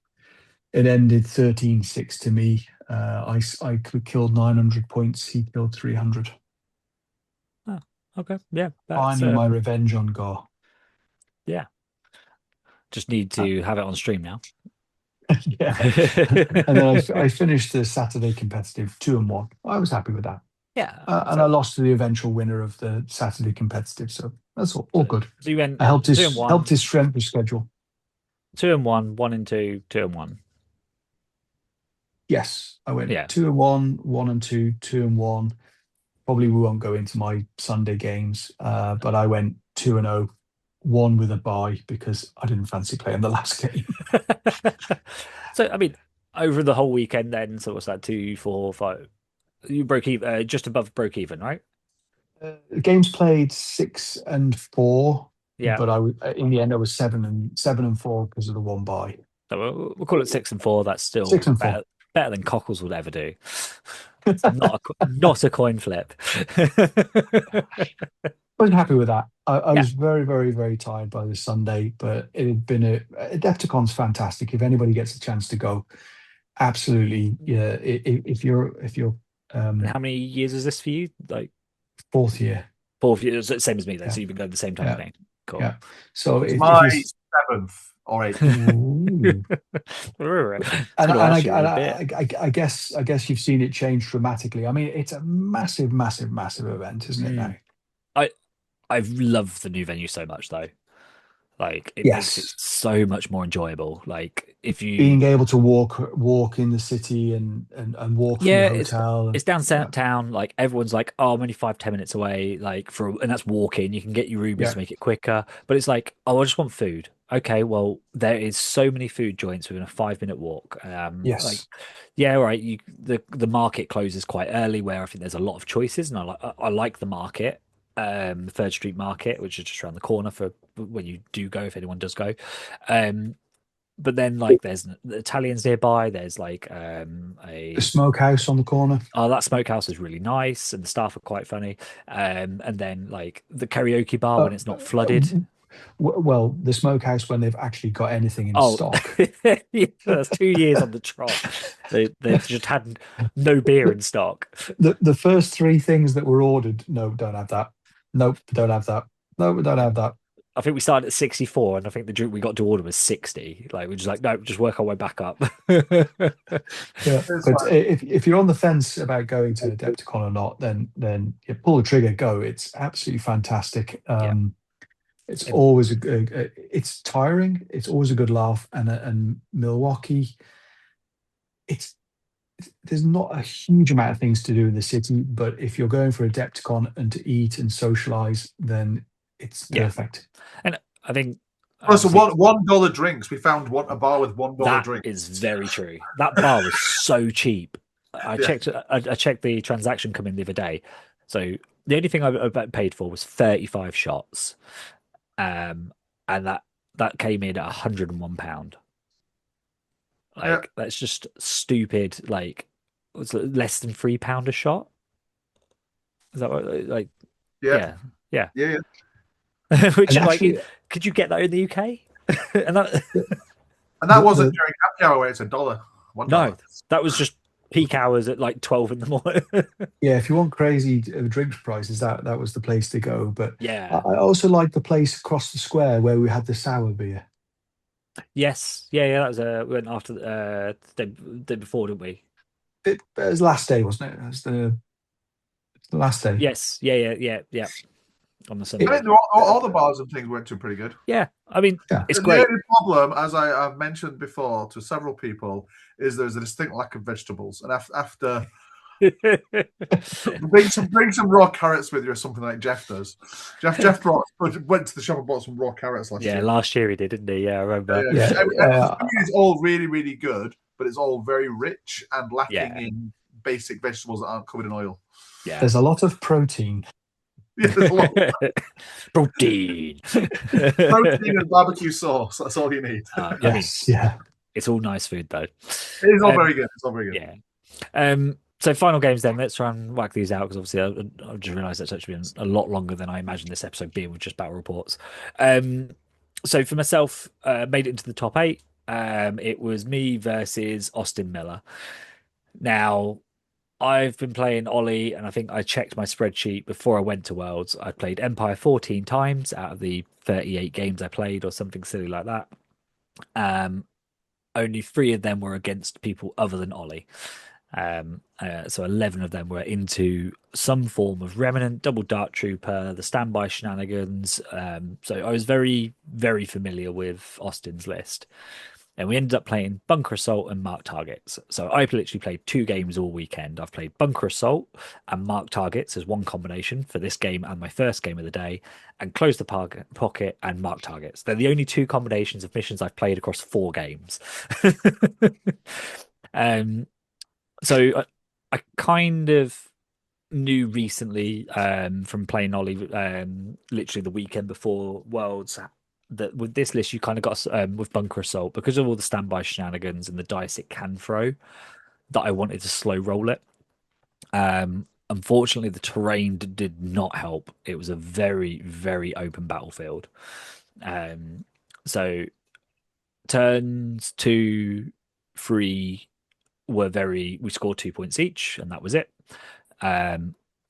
Austin did get a marked target on turn 3, and it was one of my slinger squads. And I was kind of okay with that, because the other one, it was 2 slinger squads were marked targets, and Logray and C3PO, and then on his side it was both Dark Troopers, a Snow Trooper, and Vader.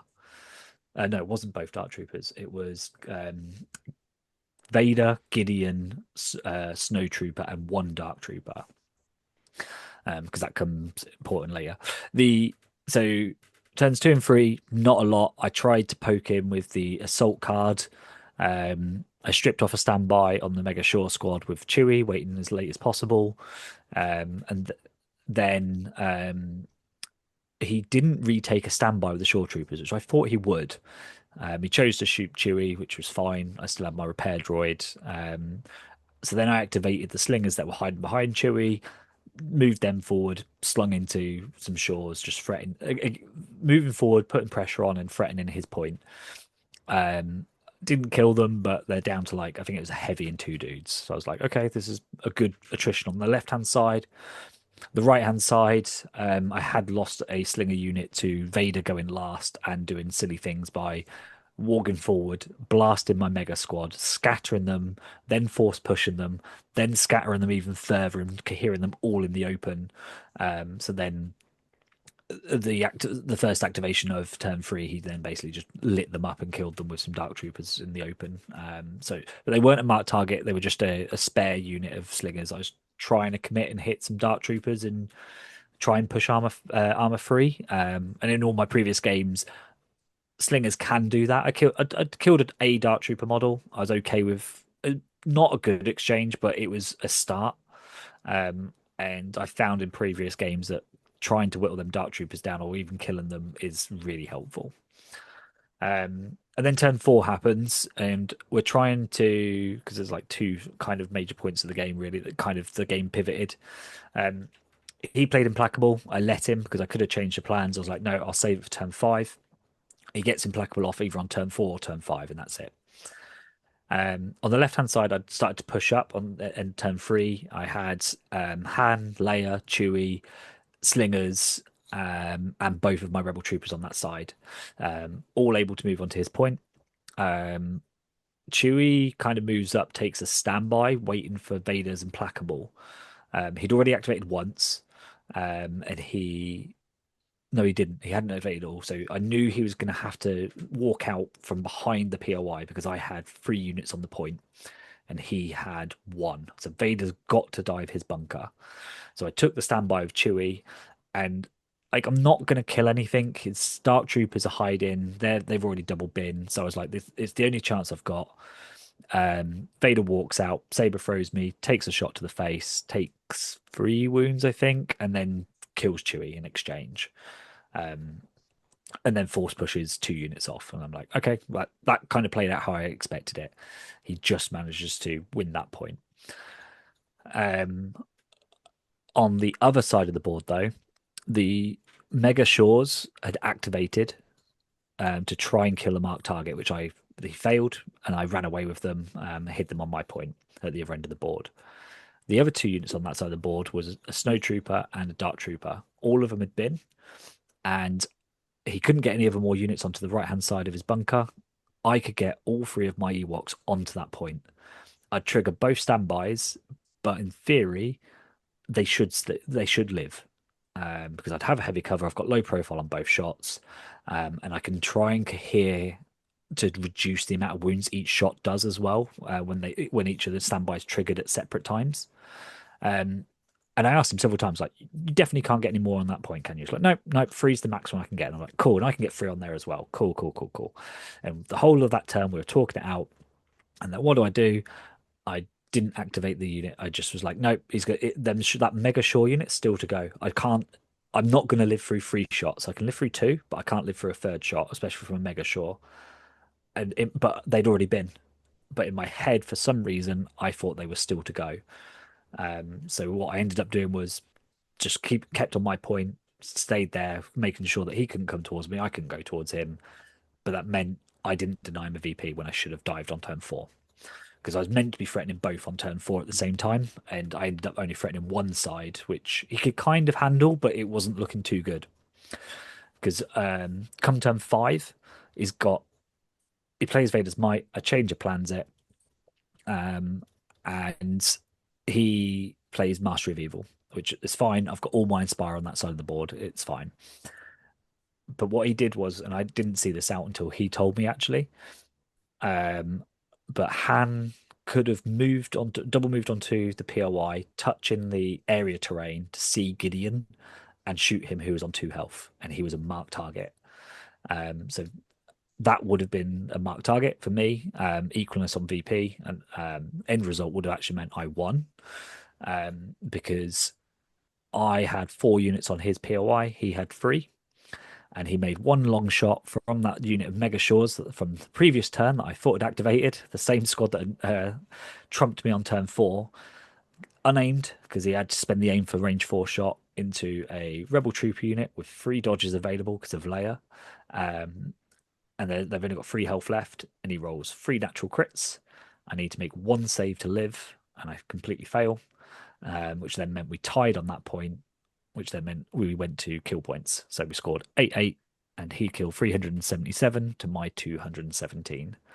So, like, I made 1 mistake. There was 1 out that I didn't spot until until afterwards, and that was the end of my run.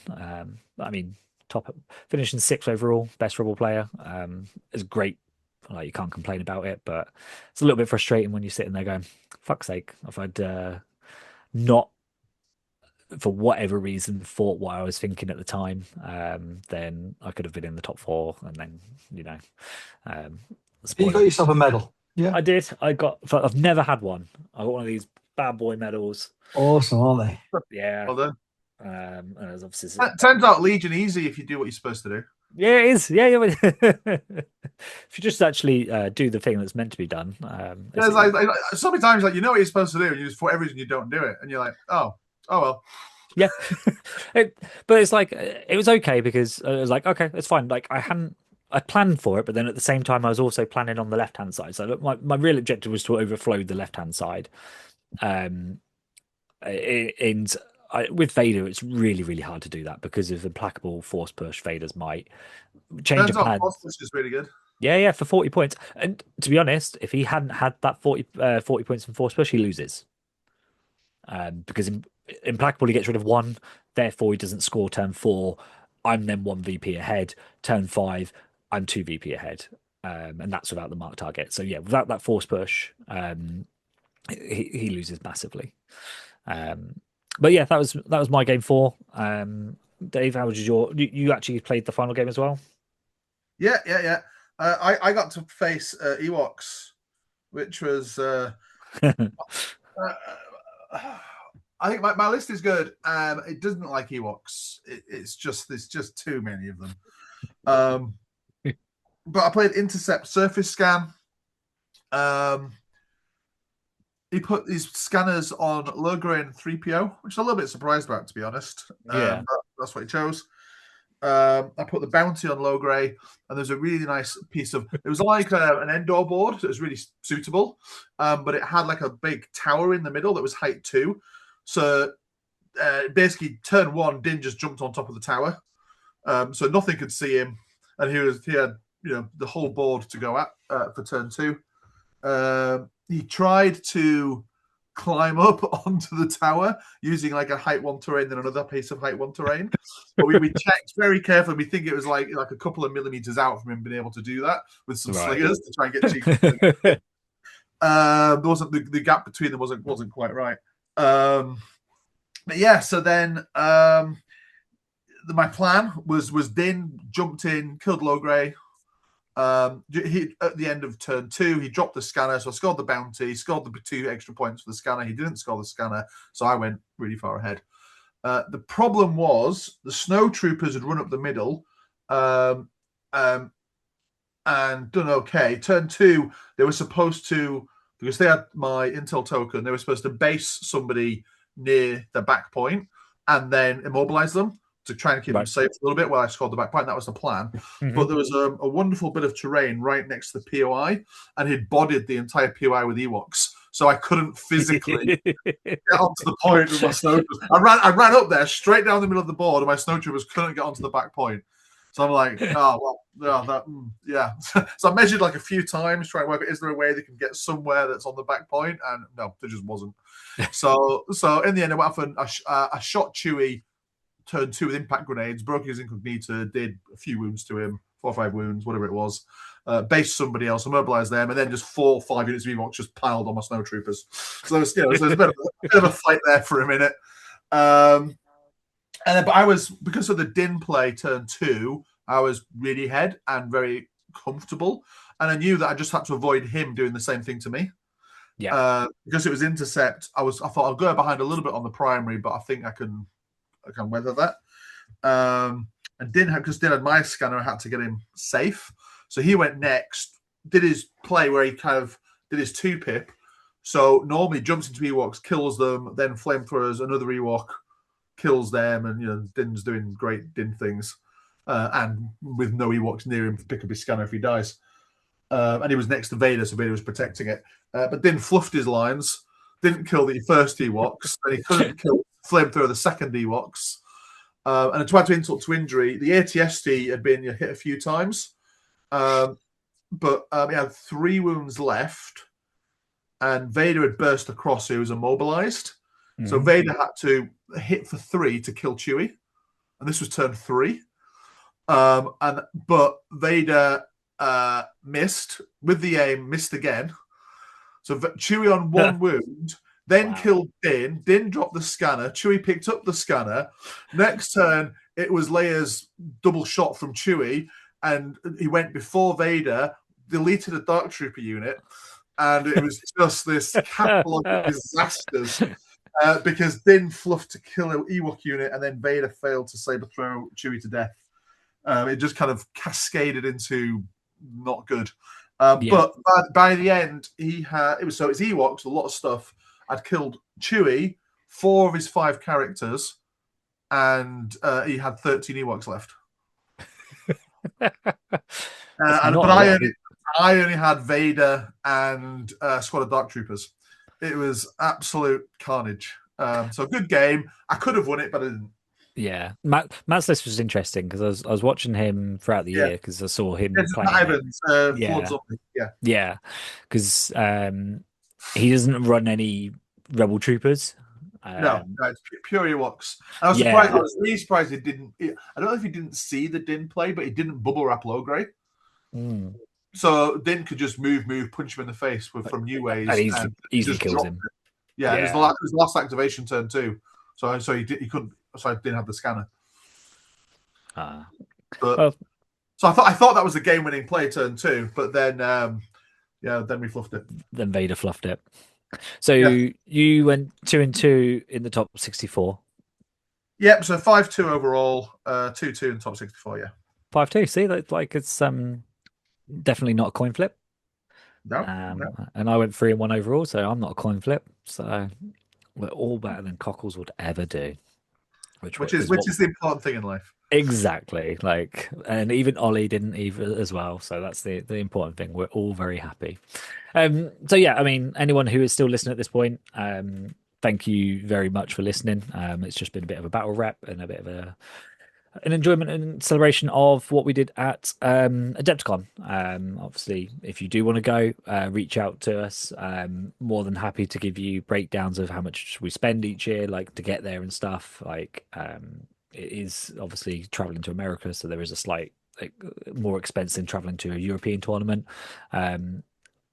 but it is worth it. I think in every single way. Like, if you can do it, I definitely recommend it. If you can't afford it, then go to Europe. Like, go and visit any of the European tournaments. Or go to UK Games Expo.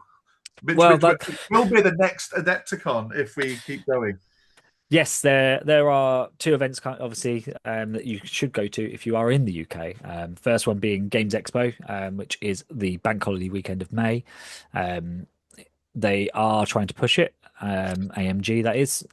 So I am running on their behalf as usual, but they are trying to sort us out with a bit more on the prize front side of things to help to incentivize people to go more than just the GT kit.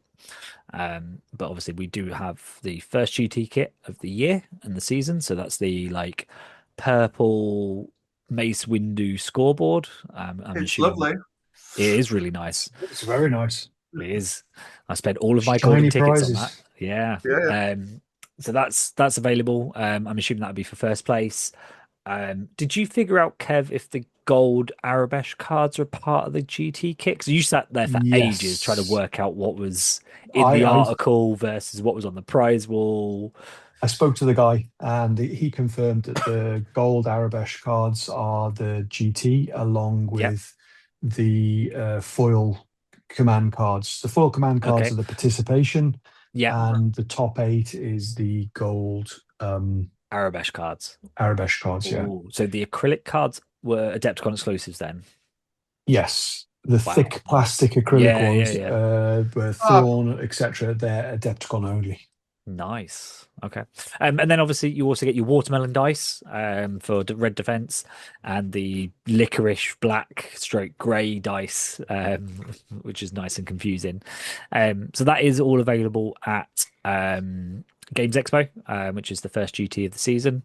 And then more importantly, obviously, I got moaned at by Louisa because I've not been promoting it enough. There is Chopper Base open as well, which obviously we have the official GT status, and it is the 29th to the 30th of August. We've just crossed over the 60 tickets sold. I've had a few people messaging me saying, are there tickets available? The answer is yes. So do please try and buy your tickets earlier rather than leaving it to the last minute, because that affects decisions on our front on prize support investments. There was quite a few things at Adepticon that we saw, and we are reaching out to them companies to purchase some prize support from them. Also, a lot of people have told me they're planning to go, but I haven't bought tickets yet. So if you're thinking about it, buy your ticket. Yeah, and they will go. Hopefully, we were. Yeah, I mean, part of it is down to we were looking at sale figures to last year, and like it's hard because every year we've grown, so there's got to be a year where we do not grow. I hope it's not this year and we maybe just hit break even on the same kind of numbers, but we are slightly behind versus last year on tickets sold. So if you are thinking about it, do please buy tickets now, so then we can sort out the extra bits of prize support that we're looking to invest in buy-in. We've got 2 more sponsors lined up already to announce in the next couple of weeks, but we'd like to announce some more prizes on top of that. because me and Louisa both are donating our promo stuff that we got at AdeptiCon. So she got a load for being a staff member, which I think you saw on the latest social post. So she's donating that to the bingo prize wall. So that they're up for grabs for anyone. So if you did miss out on the acrylic cards, then you have an opportunity to get them. And then the cards that I got for streaming it as well, I'm doing the same. I'm putting them up for the prize wall. So if you didn't go to AdeptiCon, you do have a chance if you come to Chopper Base Open to win a set of them. So go and buy your ticket now. Has anyone else got anything they would like to say or add, or where can they grab hold of you, Kevin? Let's start with you. I'm Jerb Jones on Discord. Yeah, I'm on Facebook or whatever else. Yeah, Kevin Jones. Yeah. Anything else you want to shout about AdeptiCon or your experience, your time out there? No, like I said earlier, it was a fantastic time. Always look forward to going. It is an investment. If you book early, you get a much better price. Yeah. Both for flight and hotels. And if you arrange to go with somebody and you can share the trip, etc. I know you guys got Ubers there and back. I went on the Amtrak train. It cost me $19 to get from Chicago to Milwaukee. That's cheap. $30 to get back. Yeah. And both times on the way there and on the way back, I had a dare in Chicago. Lunch and dinner in Chicago. It was nice. And Dave, if people want to grab you or anything you want to add. That's the new Discord, especially the Patreon section for those loyal Patreon supporters. Or the general Legion Discord. If you just happen to say something about Operative Vader being better, I'll probably pipe up and say, no, he's not. I usually do. But yeah, and I'm Dave Grant on those because I don't hide behind usernames. Cool. Anything you want to add about AdeptiCon or just... No, it's great. I've been loads of times. Obviously, the global situation is what it is. Hopefully, things will be in a better place next year. And go.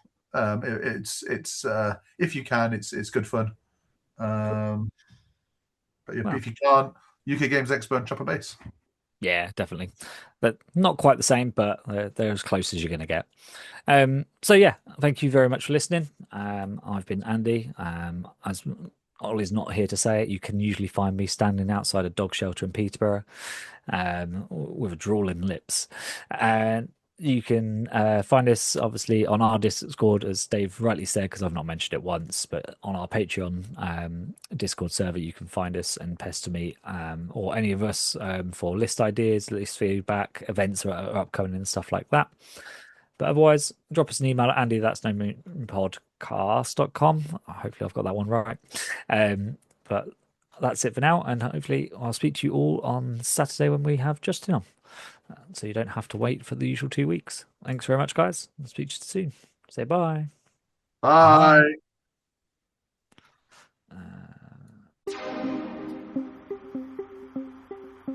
You've been listening to That's No Moon, a Star Wars Legion podcast. To keep up to date with us, please like and follow us on Facebook, That's No Moon, a Star Wars Legion podcast, and Instagram, That's No Moon Podcast.